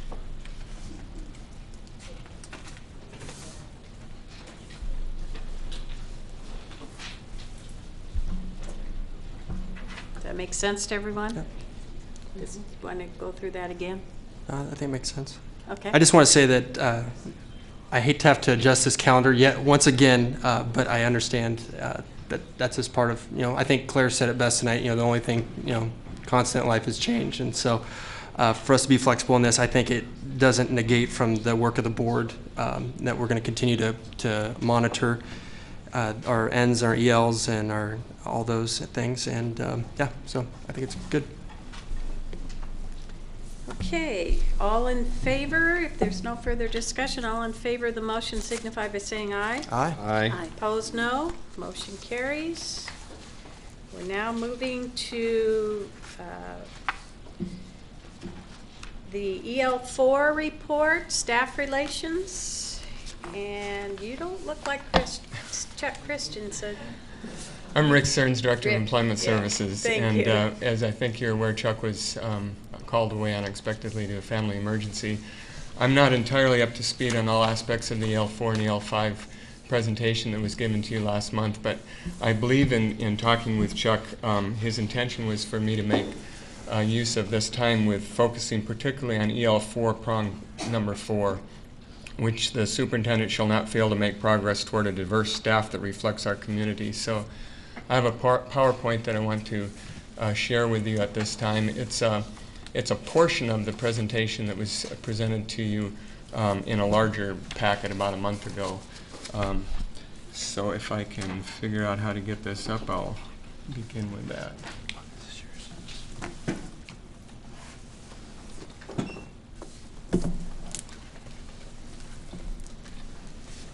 While he is doing that, let me tell you, if you're interested in being on the board, this for EL4 is the packet. So reading is required. Chris, I'm not finding it. Any? Is it this one? Do I click on PowerPoint? Down here? No. Is it this one? Oh, there we go. No, that's E3. No, is it the one? One next to it. One next to it, April 22nd? There we go. Thank No, you that's very the much. map. No, that's No, not that's it either. the one in the middle. The one right next to it. We'll get there. There we go. All right. Thank you.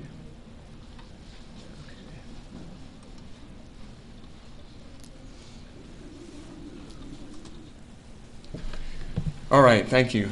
Sorry for that. As some of you may recall, or you'll recall from the executive summary that we gave you in your packet about a month ago, we started looking at the demographics of our workforce about a year and a half ago in the fall of 2012. And at that time, we were told by OSPI that they didn't actually keep these statistics any longer, and we wanted to take a look both at how well we were doing over a period of time and also how that compared with some other districts around us. So initially, a year and a half ago, we prepared a presentation that uses some of our statistics that we generated locally, and then we also got some statistics from WEA regarding the demographics of our teaching staff in surrounding districts, but we didn't have anything for classified or certified administrators or total staff. Sometime during this last year, I was able to find that there actually is a site on OSPI website where they have kept track of the various demographic breakdowns of the staff for our district and all the districts in the state. dating clear back to 2004, 2005. So we compiled a comprehensive comparison with some surrounding districts and tracked how we've been doing during that time period. These are taken from the S275 reports that are due at the end of December of each calendar year. And the information we had was from 2004 through 2013. And as I mentioned in the report in the executive summary, we were told by OSPI that those would be updated for this current year in February. When that didn't happen, I checked with them. They said March 31st. When that didn't happen, I checked back with them. And for some reason, they're still in the process of updating that. So we'd be happy to add that and share that with you as soon as it comes in. But at this point, this is the 2004 to 12-13 data. It gives us a 9-year picture, and we thought it would be good to use this as a baseline that we can use in future years. Then as we get the 10th year and future years in the future, we'll drop a year, and we'll always have a 10-year look at how we're tracking this. So with that said, I want to mention too the 7 surrounding districts that we used. When we do collective bargaining, we often get agreement to use comparable districts around us, and these are the districts that we've used for quite a number of years for comparisons of all different sorts. When you do comparisons, of course, you want to look at proximity, you want to look at size of the district so that you have fairly comparable student populations. So, let's see if I can pull this out. So we look at comparisons with Auburn, Bethel, Clover Park, Highline, Kent, and Puyallup and Renton. And looking at the diversity of our workforce, the categories that are identified in our reports are Hispanic, Latino of any race, Black, African American, Asian, American Indian, Native Alaska, Native Hawaiian, other Pacific Islanders. 2 or more races was a category that was just added in the last 3 years, and then the white demographic there. So that's what all of these slides will be looking at. So this is our all minorities combined for classroom teachers from 2004 through 2013. As you can see, we have gone from 8.9% to 16.4%. In all of this data, you'll notice I think there's some causes to be happy and celebrate, but we're still far short of reflecting the demographics of our students. But we are making progress. We've particularly gone from 11.2% to 16.4% in just the last 4 years. There was just a slight dip in that last year. You'll notice that same thing in a number of other comparable districts. So here's how that compares with the state average.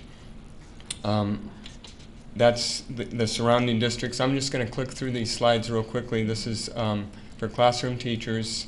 The blue is always a Federal Way graph, and the others are the other districts. So that's Auburn, Bethel, Clover Park, Highline, Kent, Puyallup, and Renton. Renton being the only one of those comparable districts is slightly ahead. This graph that we'll look at in each of these categories, the red is the average of the 7 districts that we compare with, and the green is the state average, and the blue again is Federal Way during this time period.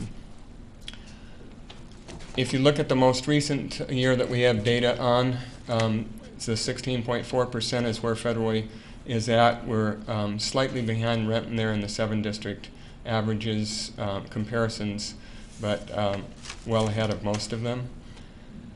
If you break this up in classroom teachers by the individual categories, Hispanic, again, it looks like it took quite a dip there. If you look along the bottom of these slides, you will see the actual total numbers. So this went from, in this 9-year period, from 28 teachers to 48 teachers. The last 3 years it's stayed pretty even, about 52, 56, and 48. But that's steadily gone up over the 9 years. Again, this is looking at the 7 district average of 2.7%, state average of 3.5%, and our district 3.9%. The most recent year, in comparison with the surrounding districts, we're first in that particular demographic. Black African American classroom teachers, we've gone from 2.3% to 3.9% over that 9-year period. There's the comparison with the 7 surrounding district averages and the state average. And the most recent completed year, with Clover Park being ahead of us and the other surrounding districts we're ahead of.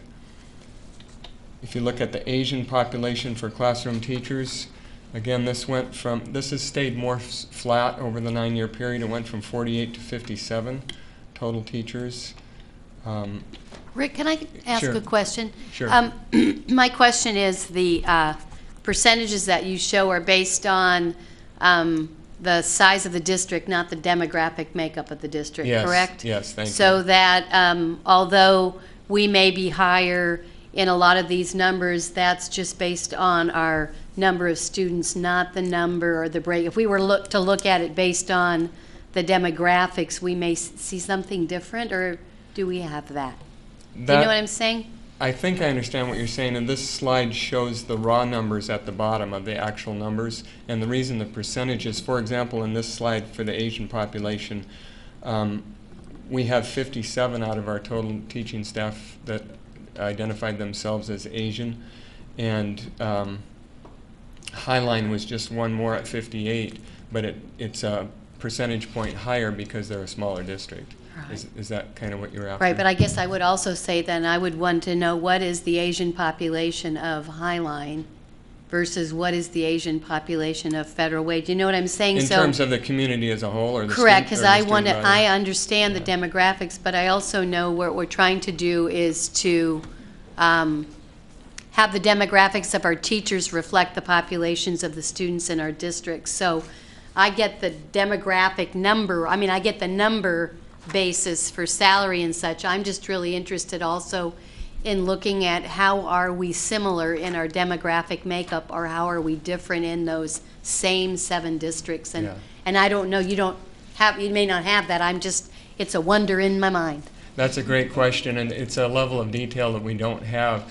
I think the assumption, like I said at the beginning, when you do comparables, is you try to select districts that are close in proximity and close in size, with the assumption that a lot of the variables are going to be similar, but that's a good question. We don't know exactly how they vary. Thanks. I think, one aspect, as you notice, for the Hispanic or Latino population, we're closer to, the state average is closer to us because some of the districts in Eastern Washington, for example, have a much higher Latino population. And in the Puget Sound area, most of the districts have a higher Asian population. So some of those things are obvious in these statistics, but we haven't broken it completely down by district. All right. So moving on, as I said, the two or more races was just kept track of in the last 2 years. That's how we compared with the state and 7 district average. And classroom teachers, the mixed. So I thought it would also be interesting to look at the 10 largest districts in the state. These aren't necessarily the 7 comparables, but we have Seattle at 21.2%, Tacoma just slightly ahead of us at 16.7%. We come in 3rd of the 10 largest districts, significantly ahead of some of the other large districts like Kent and others throughout the state. Moving along to certificated administrators, I'm going to move a little more quickly. I know we're short on time. These are a smaller number, so they're going to fluctuate more as we go through them. But that rose from 13.5 to 20.9% over the 9-year period. State average is shown there, and the district, 7 district comparison is shown there. And then going into classified staff, we've gone from 13% to 20.9% in that 9-year period. And again, I'm especially pleased that if you just notice the last 3 years, we've gone from 15% to 20.9%, which is a significant increase in recent years. There's the state average. There's your 7 district averages, 7 comparable districts. And that's how we compare. Highline, Clover Park, and Renton are higher in those areas for classified staff, and you can see the other areas that drop below, like Kent. If you took total staff, there's an asterisk there because it's not quite 100%, but it's very nearly total. This includes the teaching staff, certificate administrators, and classified staff. So it's just a few small percentage that might not be included here. So our total minority percentage of our total staff stands at 18.8%, again going from 13.4 just 4 years ago. And that's how it compares with the state, with the 7 district average, and how it compares with looking at the most recent year. So again, in summary, here's that comparison with the state and the 7 comparable districts for classroom teachers, Federal Way being the blue line. This is certificated administrators, this is classified staff, and this is total staff. So one other thing that I wanted to look at is, particularly when it comes to our teaching staff, where we're able to draw our teachers from is primarily the training programs in Washington and Oregon. We have done some recruiting outside of the Northwest, but we've looked at some data that indicates that in teachers that were surveyed across the United States, 75% of them said they were either not willing or unlikely to move to a metropolitan area outside of their state. So this next slide looks at, we took the data from all of the teacher training programs in Washington and Oregon colleges and combined those, both undergraduate and graduate. And you look, the bleak part of that is in the most current data for completions for graduation was back 2012. But in 2011, it was only 13.2% of all graduates in education programs were minorities of any demographic. It did jump to 15.5 in 2012, and I suspect it's going to keep going up. As we've seen the student population change dramatically in the last 9 years, we're starting to see that reflected in higher education, and consequently then it will be reflected in our hiring. So that's the good news. It is going up, but it is it does tell you a little bit about the scope of the problem. If you look at those numbers, the second column from the right, minority total, 945 in 2011 and 1,072 in 2012. And you notice there are 295 districts in Washington, 190 in Oregon, which is 485 districts. So if every district hired just 2 of those minority candidates, they'd only be increasing their staff of minority candidates by 2 per year. So that's part of the challenge that we face when we're recruiting. And another thing to keep in mind, regardless of what demographic that you're looking at, we're always trying to, of course, hire the very best teachers and the very best candidates. And with any demographic, you're going to have the top 1/3, the middle 1/3, and the lower 1/3. So if we're trying to increase the diversity of our workforce, at the same time, of course, we're trying to hire the very best teachers. If we're targeting in every demographic, we're targeting the top 1/3. If you looked at those numbers, that would only be about 350 each year that are graduating that you might consider in the top 1/3 of all the candidates. So that makes the challenge even greater. Here's some of the things that we've done in recent years. We've placed ads in several publications, Teacher of Color, National Minority Update, etc. We've recruited out of state in the last year or so. University of Texas, El Paso has one of the highest Latino populations in education graduates. Georgia State has one of the highest, or a very high African American population of graduates. We sent recruiting teams to each of those campuses about a year ago. Both those advertisements and those recruiting efforts we haven't met with a lot of success, and I think the reason is, like I mentioned earlier, it's just a bleak reality that most people don't want to relocate. And I think it's a probably pretty safe hypothesis that oftentimes those candidates that are most willing to relocate are probably not in the top 1/3. The top 1/3 are going to be able to select positions where they want to live. So, but we are doing that as part of a recruiting effort. And you can see there's 15 to 20 campuses and recruiting fairs that we go to every year. My predecessor, Lori Simmons, started establishing great relationships with these campuses, and we've been able to build on that the last 5 years. They invite us to be on panel discussions. We have a good working relationship with the programs in all of these universities. And we've also developed a relationship with the Martinez Foundation and Teach for America. And all of those efforts combined have, I think, helped us a lot in the last 4 or 5 years to increase the numbers as you see in the slides. The Martinez Foundation, of course, exclusively recruits various candidates of color. Teach for America doesn't. However, we've hired about 8 per year in the last 3 years, and about 50% of those have been teachers of color. So both of those organizations have helped us in this goal of diversifying our workforce. About 3 or 4 years ago, I was part of a steering committee to where we talked about helping establish the teaching academy at Federal Way High School so we could grow our own, so to speak. And we give a certificate to each of the graduates at the end of the year that from HR that if they complete a teacher training program, that we will guarantee them at least an interview back in our district when they graduate from college. So I've been very hopeful that we could expand that program, and I'm pleased that Nancy Hawkins has told me in just the last few days that we are going to expand that program to 2 more high schools this next year. So I think all those efforts have paid off. The main one is that I think, have a culture among our principals and our Mr. New and our total leadership team that we want to diversify our workforce, and we're far from reflecting the student body, but we're making good progress. I'd be glad to answer any questions if you have any. Thank you.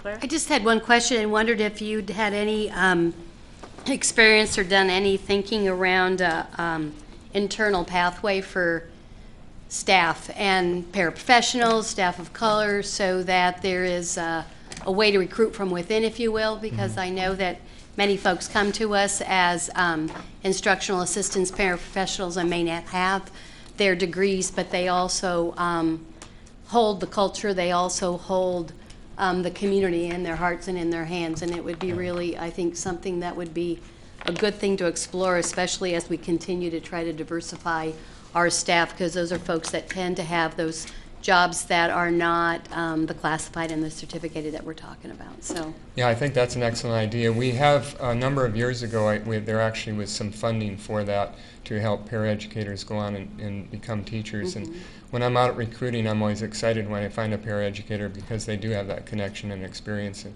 we've had some contacts with, like, Highline Community College has a program from Central University and also Heritage University, and they're doing some work particularly targeting paraeducators, but that's something I'd like to expand as well.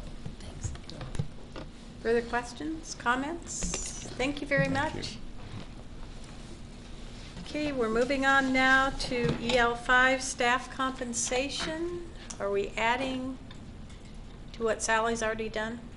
Just a bit. Okay, great. Thank you. Thank you. Pardon me, and I don't look like Chuck Christensen either, so lucky for him. So I'm doing EL5 in Chuck's absence, and thank you to Rick also for taking that last one. I do not have a PowerPoint. It's really a relatively brief report on EL5, which again is staff compensation. And again, just some reminders of the language. With respect to employment compensation and benefits, the superintendent shall not fail to employ the highest quality staff at the most reasonable cost to the district, nor jeopardize the fiscal integrity or public image of the district. Accordingly, then the superintendent may not, of course, change his or her own compensation and benefits, nor fail to abide by all district regulations regarding employee compensation. And of course, we have all of those are public processes that exist with compensation, with in open meetings and with board votes. We have complete records, payroll records, and signed employment contracts and addendums as well as part of the process that's used in human resources every year. Or number 2, deviate from established fiscal accounting procedures and fiscal checks and balances applicable to all other district employees. Again, in compliance, all of our processes involving all of our employees are the same regardless of the amount of compensation. Business services, as you know, we heard other fantastic news, as always, about Sally's shop tonight with the annual great news from the audit. That's a really excellent example of the work that's done on our compensation benefits. And then, of course, she already talked about the fair and competitive compensation for all our employees, part of that. With that, I will entertain any questions that you have. Questions, comments? If not, thank you. Thank you. Rick, and we were also, I want to thank Rick. We were Chuck was represented well. Thank you very much. And you have me still here, so. And I would like to invite Now we'll my have Mark colleague, Davidson again. colleague and teammate, Wanda Billingsley, to come join me, please. Thank you. We started a partnership this spring on ENS 3, which we're excited about. And then would you like to introduce Julia? And I've also brought with me Julia Zigarelli. Julia is the PBIS coordinator for the district, and so I would like to honor her work because she's done much of the data mining. Yeah. At the earlier board workshop, you had an opportunity for her to go much deeper in the data analysis. So today she'll highlight some pieces and then speak about some areas that we probably need to focus on.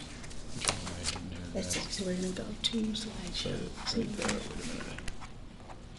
So there it is. Go right I there. always have that. Go all the way over to the left. There we go. All right, so I'm going to start with our slideshow here. And again, we had our work study on April 1st. I would like to remind you, too, I talked a little bit about this, but there's another person who's done a tremendous amount of work for me personally, gets loaned to me. Thank you very much, Marie, from Teaching for Learning. That's Dr. Christine Corbley. She does fantastic work.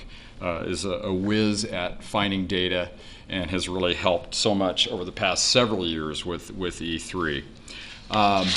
So next, let's see here.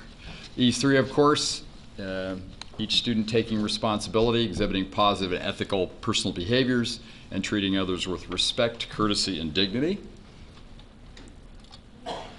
Why this data?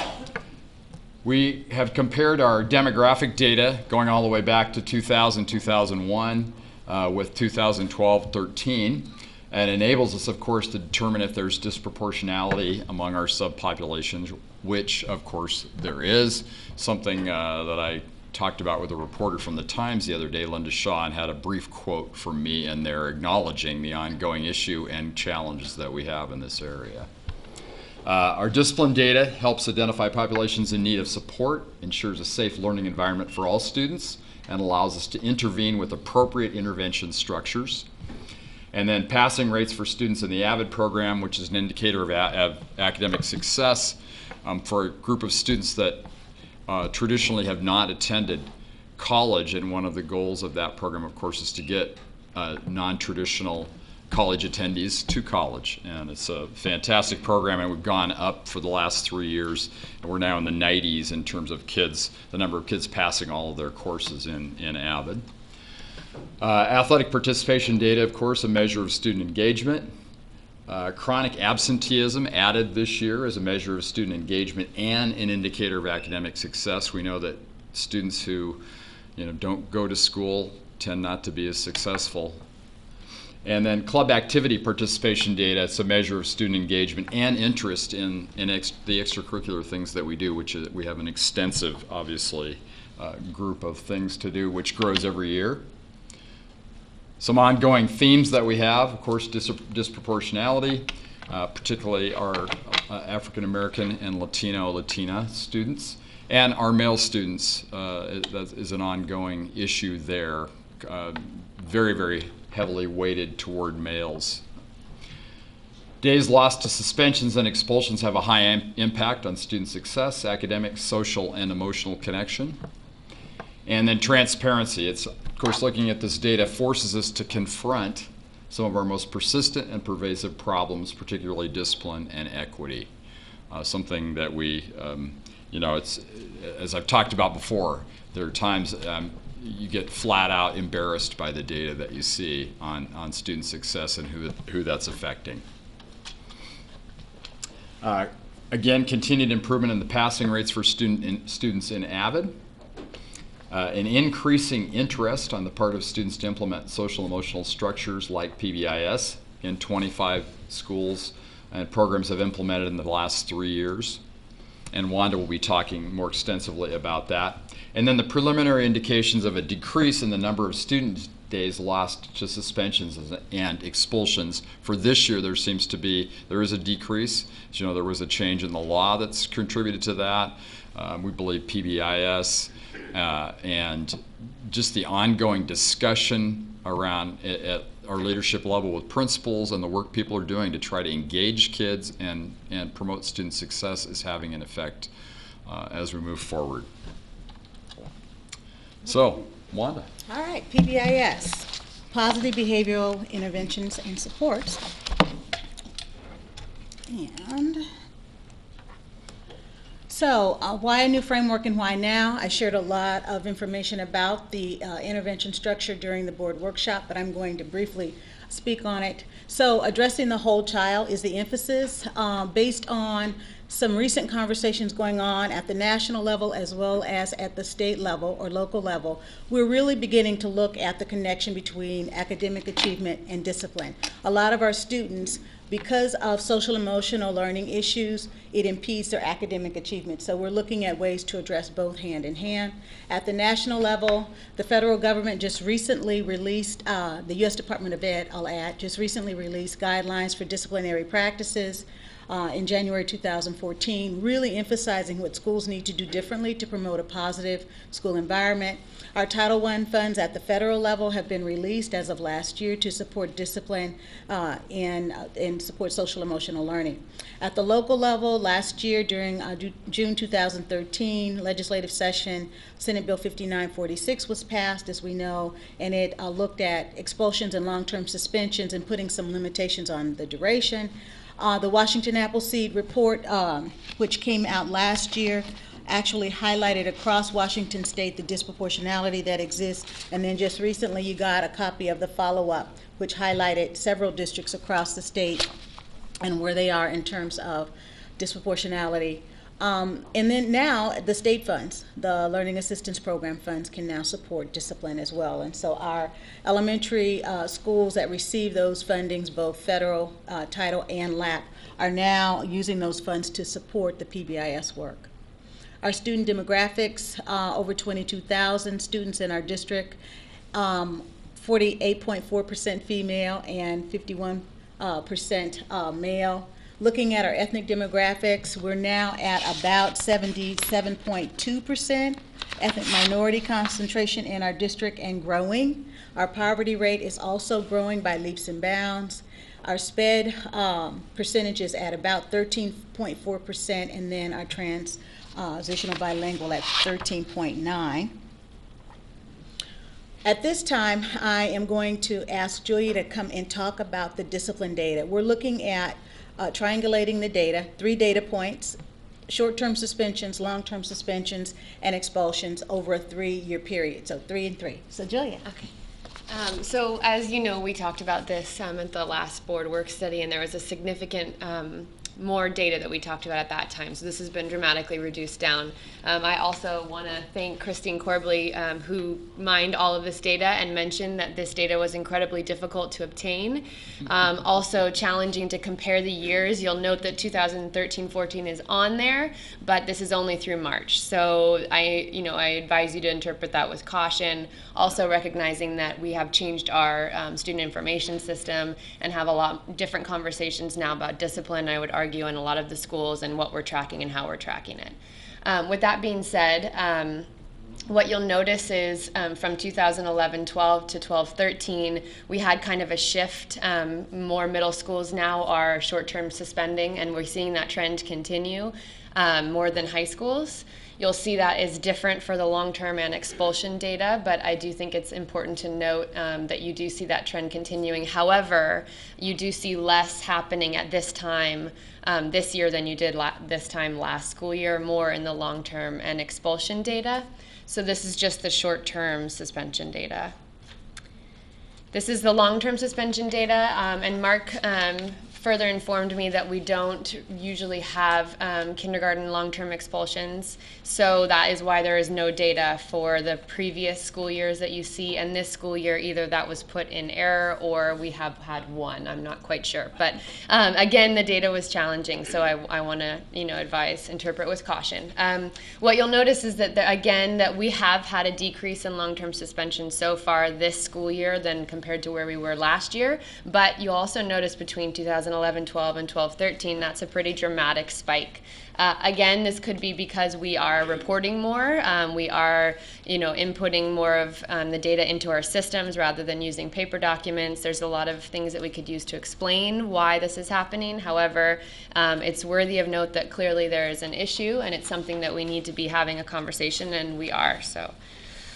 Lastly, the expulsion data.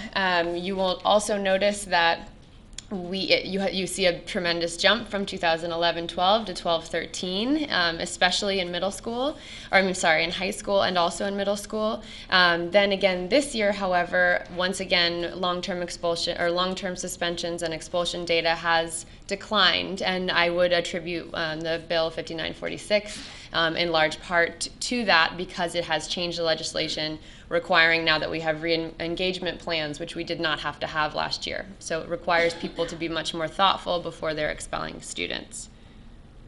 A slide that's missing from this, but that was included in the previous work study, is we were looking at everything from grade and gender and ethnicity, and what we found, which is not a surprise, is that it is mostly our males of certain demographics that are suspended and long-term suspended and expelled more than any other population. So what we did, just to kind of paint the picture for you briefly, is giving you short-term, long-term, and expulsions only for males and specifically by ethnicity.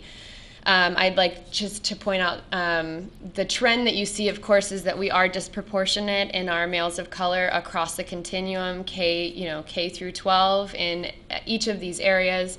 However, it does become more dramatic in high school when you get to expulsions. You'll note the red bar is our Black or African American male population. And you'll notice that the kind of lighter blue is the white population. So in middle school, you'll note that the white students from middle school to high school are being expelled about the same rate, whereas where you look at the Black or African American male population, that's a pretty dramatic jump in high school. When we're talking about the school to prison pipeline, this is a very evident picture of how we are endorsing that and why it's really important that we are taking a step in looking at social emotional learning in addition to academics. This is looking I guess this is the last piece here. Last school year, 2012-13, we looked at incidents compared to students that were being suspended, short, long, and then also expelled. What's worthy of note in this is at the short-term suspension level, what you notice is there are about twice as many incidents as there are students, which implies that there are a lot of, I hate to use the term offenders, I hate that word, but there are a lot of repeats. So we call them our high flyers in buildings. These are the students that are, consistently getting in trouble, and you'll find at middle school, it's almost double. When you get to long-term suspensions, it's a little bit more equal, especially in middle school. Almost all the incidents of long-term suspensions are by the same students, so that's consistent. And then expulsions paints a little different picture. So really the message here is that our short-term suspensions that are happening across the continuum are a much smaller number of students, which then again lends itself to this idea of a tiered framework and the importance of looking at schools within tiered systems. So we're not just looking at all students, but we're certainly targeting our Tier 3 and Tier 2 kids. Okay, thank you, Julia.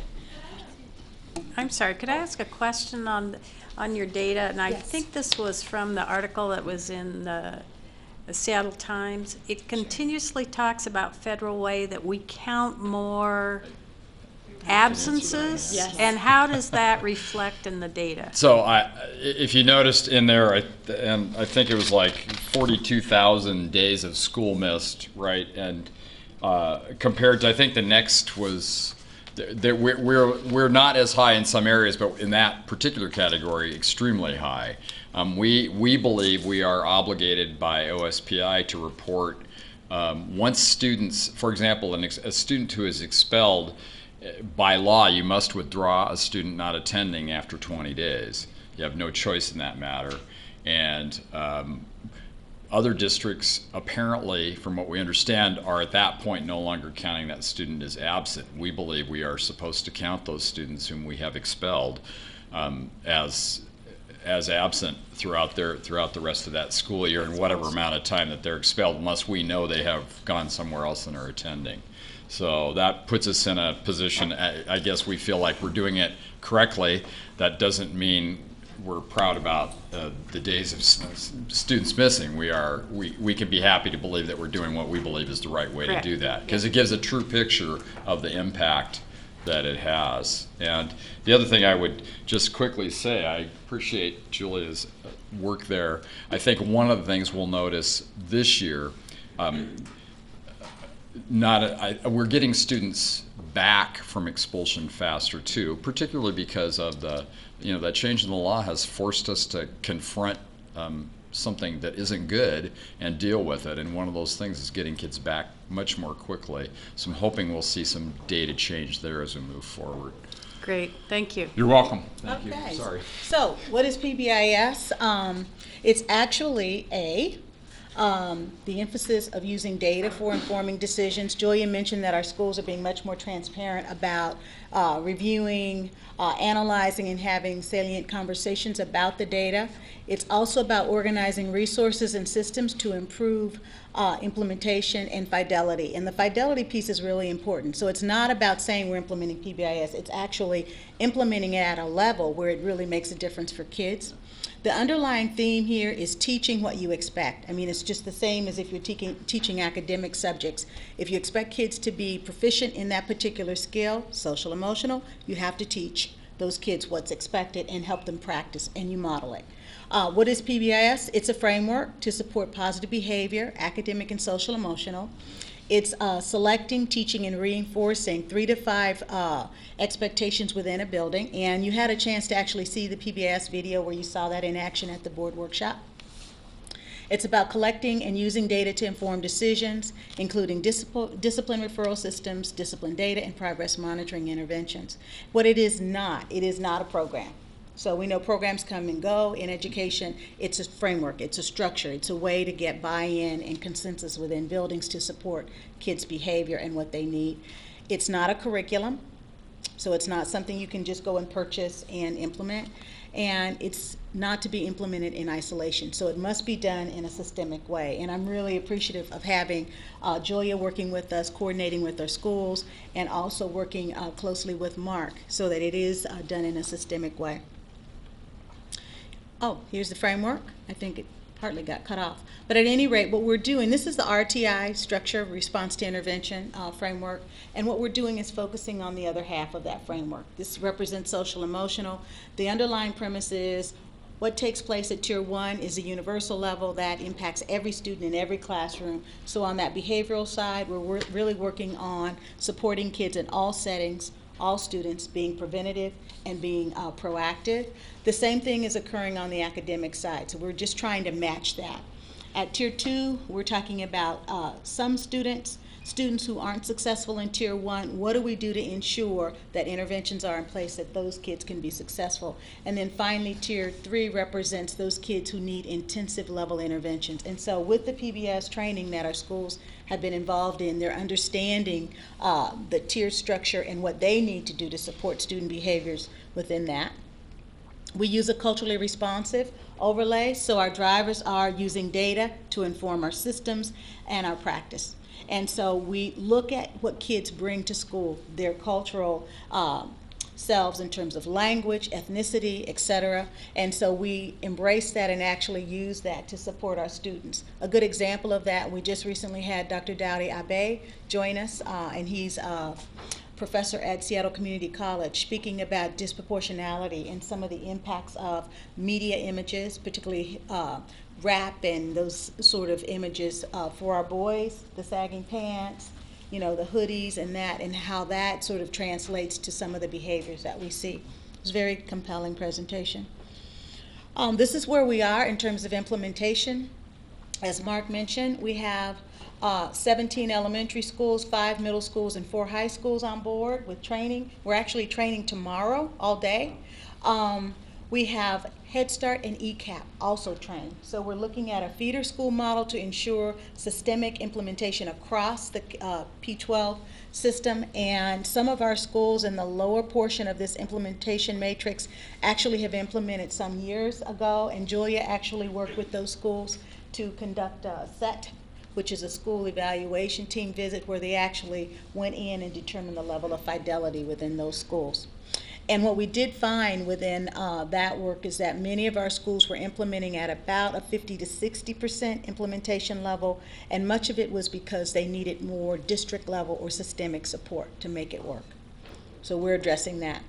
The evidence-based features of PBIS include a focus on prevention, of course, homeschool partnerships being really important, engaging our families and our parents, establishing leadership teams. Julia actually works with coordinators in each of our buildings that have trained, acknowledging positive behaviors. So creating a culture where kids can feel acknowledged when they are doing the right thing, continuum of strategic group interventions, defining and teaching positive and pro-social behaviors, continuum of intensive individual interventions, and arrange consistent consequences for problem behaviors. So what our kids often are confronted with, in classroom X, you can do this, but in classroom Y, it's not allowed. So those inconsistencies create a lot of discontinuity for kids, and so they end up getting in trouble because they don't know that they have to switch from one classroom to the other. So that whole notion of consensus and buy-in is really important, and having common expectations. The outcomes are listed there,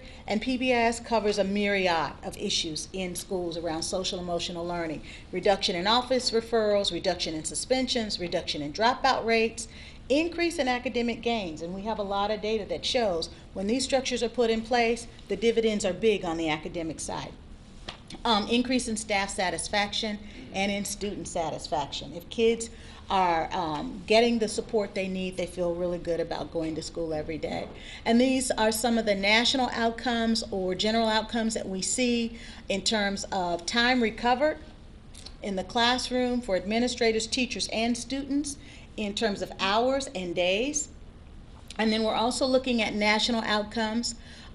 Studies show that referrals for discipline decreased by 40 to 60% in places where it was implemented in a high fidelity way. In California, Reedley High School reported a 40% drop in suspensions, 80% drop in expulsions following 2 years of implementation. So you could see the return on investment fairly quickly. In Missouri, linked to high implementation schools to increase statewide performance in reading scores. So there is that connection there. And locally, we have about 630 schools that have implemented. We're working very closely with Dr. Lori Linus and the Washington State PBIS network to train our teachers and also support us with strategies across our system. The strengths are there. Grassroots effort in our district has yielded high interest from our buildings. Last spring we started training, and I think we only had a few schools, 5 schools that were on board. Now we're up to 27, 28 schools. Each building in year 0 has a PBIS coach and building teams, and I want to emphasize year 0 is that. They're really trying to get the organizational structures in place within their building, and it takes time to get the buy-in and get the structures in place. Principals are supported actively, are supportive and actively involved. We've had principals attend all of our trainings that we've offered, APs as well, and we also have had community groups join us for training. Growing alignment across the continuum for early childhood through high school, so we're honoring the continuum. Challenges. The discipline data, as Julia mentioned, it's really tough getting the data together to present to you both at the workshop and tonight, but I think we've painted a really good picture. It is improving given our new data system in the district. Defining behaviors is also a challenge across our system, and that's also an issue at the state level where we're defining what is a discretionary offense. How do you define defiance? In school A, it may be defined one way. In school B, it might be very different. Staff needs collaboration and work days for more district-offered trainings for high fidelity, so we're going to have to continue the training. The drive-by trainings don't work, and we know that. Need district coordination from pre-K to high school in order to implement effectively and align. So our next steps, district leadership, we talked about that at the board work study. The RTI advisory and subcommittees continue to meet regularly throughout the year. District leadership team meets to focus on plan of action for next year, and I mentioned that. In order for us to systemically support all of these schools, it's going to have to become a district level initiative, which it hasn't been. It's been grassroots. Determining fidelity of implementation, the set visits, reports, We'll continue this spring. Joy has already contacted those schools that have implemented at least 1 year to measure their fidelity. Professional development opportunities are listed there, and I mentioned we do have a training scheduled tomorrow, day 1 and day 3, and we've had to offer day 1 on a continuous basis as more schools have wanted to come on board. PBIS coaches from each building continue to meet bi-monthly at the district office, and then we're also offering a family and community workshop sponsored by the Northwest PBIS Institute on April 29th. It's going to be at Meredith Hill Elementary. So we are moving forward and building in momentum. Questions or comments?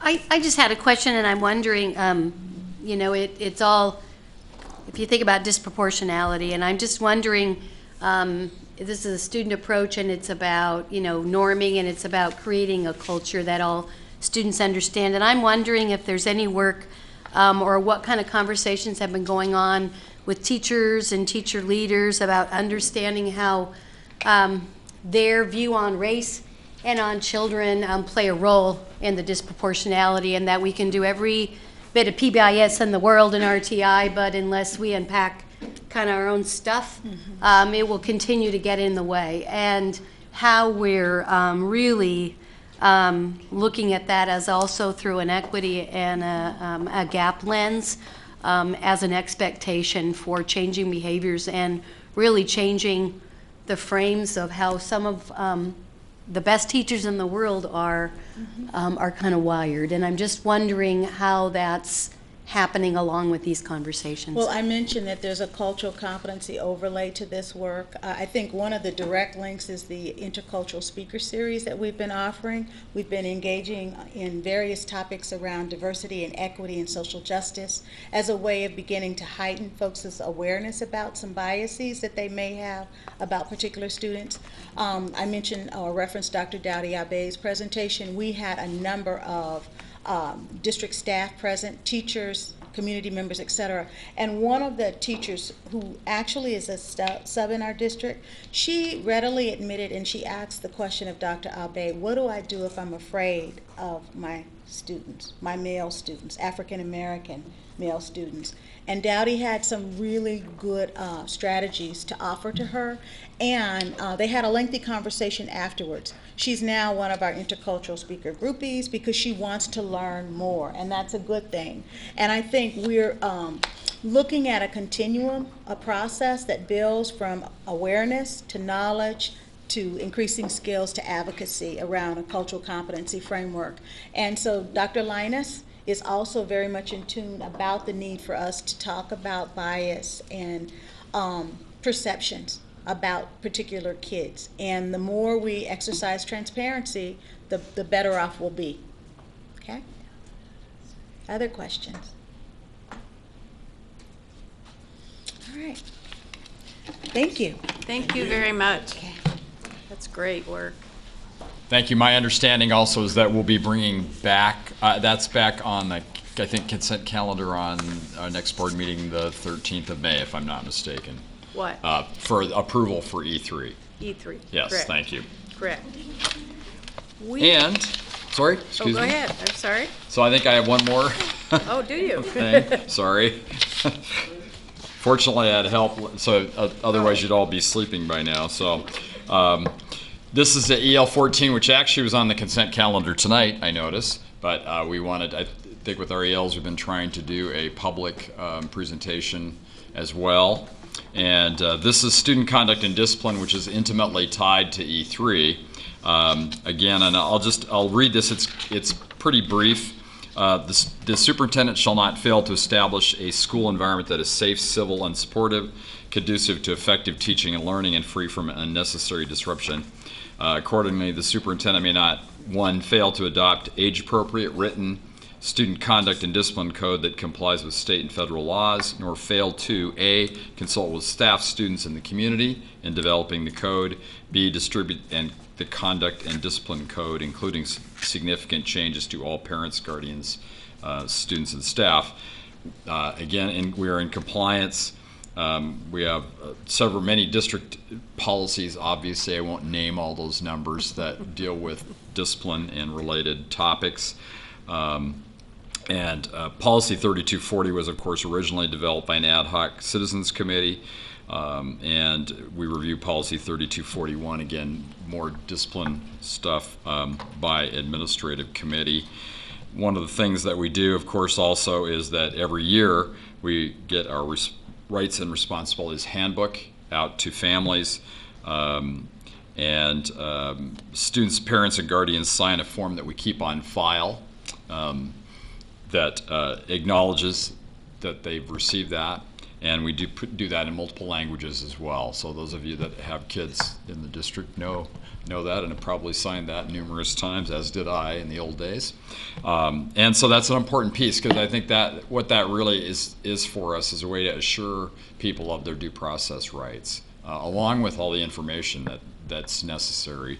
And we take that responsibility very, very seriously. 2, fail to fairly, equitably, and consistently enforce the code. And of course, we're constantly working on that with those responsible for enforcing the code, whether they be administrators or others in other roles. And as we talked about, though, it's an interesting tie, and thank you, Director Wilson, for talking about the equity issue and asking that question, because it's not just technicalities. There's so many factors that enter into student discipline in terms of culture and race and attitudes about kids. And as you know, I'll take a bit of a risk here. We get pretty wrapped up about control in this business when we talk about student conduct, which has always been a difficult task for me. As a teacher, I don't think people would have thought of my classroom as a highly controlling environment. No surprise. And then when you come to become an administrator, all of a sudden the expectation is that you are, always in control of everything. And it's a delicate and fine balance when you talk about the kind of environment that you need to create to have learning. My personal bias, as I alluded to earlier, is that I think we can give students a lot more freedom to and responsibility for which is, I guess, what PBIS is all about. And then finally, there are a couple other pieces. Ignore the negative impact of the imposition of discipline that causes students to be suspended or expelled. That's what our E3 report is all about. That's really what we're talking about there as evidence. And of course, we'll take that E3 report. We will be talking to principals about that as well through Vince and Cindy in their meetings, so that they are aware of the information. Fail to communicate appropriate disciplinary information to staff members who have direct contact with students being disciplined, and fail to afford students, parents, and school personnel consistently fair and equitable treatment and due process with regard to student conduct and discipline. And again, our legal processes exist to protect student rights in those cases. We have the hearing processes, we have informal grievance process that we have, and again, those things are exercised quite frequently. And again, our philosophy, certainly in the superintendent's office, is to say we need to be encouraging people to exercise their rights, not hoping they don't. Because I think there was an era way back when that was the hope, right? And now it's, you have a right to do this, you need to do this. It's, this is what you deserve as part of this process. And I feel that we're in pretty good shape there throughout the district culture on that issue. We always have work to do on these things that we talk about, but I believe there's some progress. And again, I again appreciate the work with Wanda and with Julia as we move forward to make things a better environment for all kids to learn in. So, any questions, comments? Questions? Not, thank you very much. Thank you for indulging me in the no PowerPoint yells tonight. Is there anything further to come before the board? If not, we are adjourned.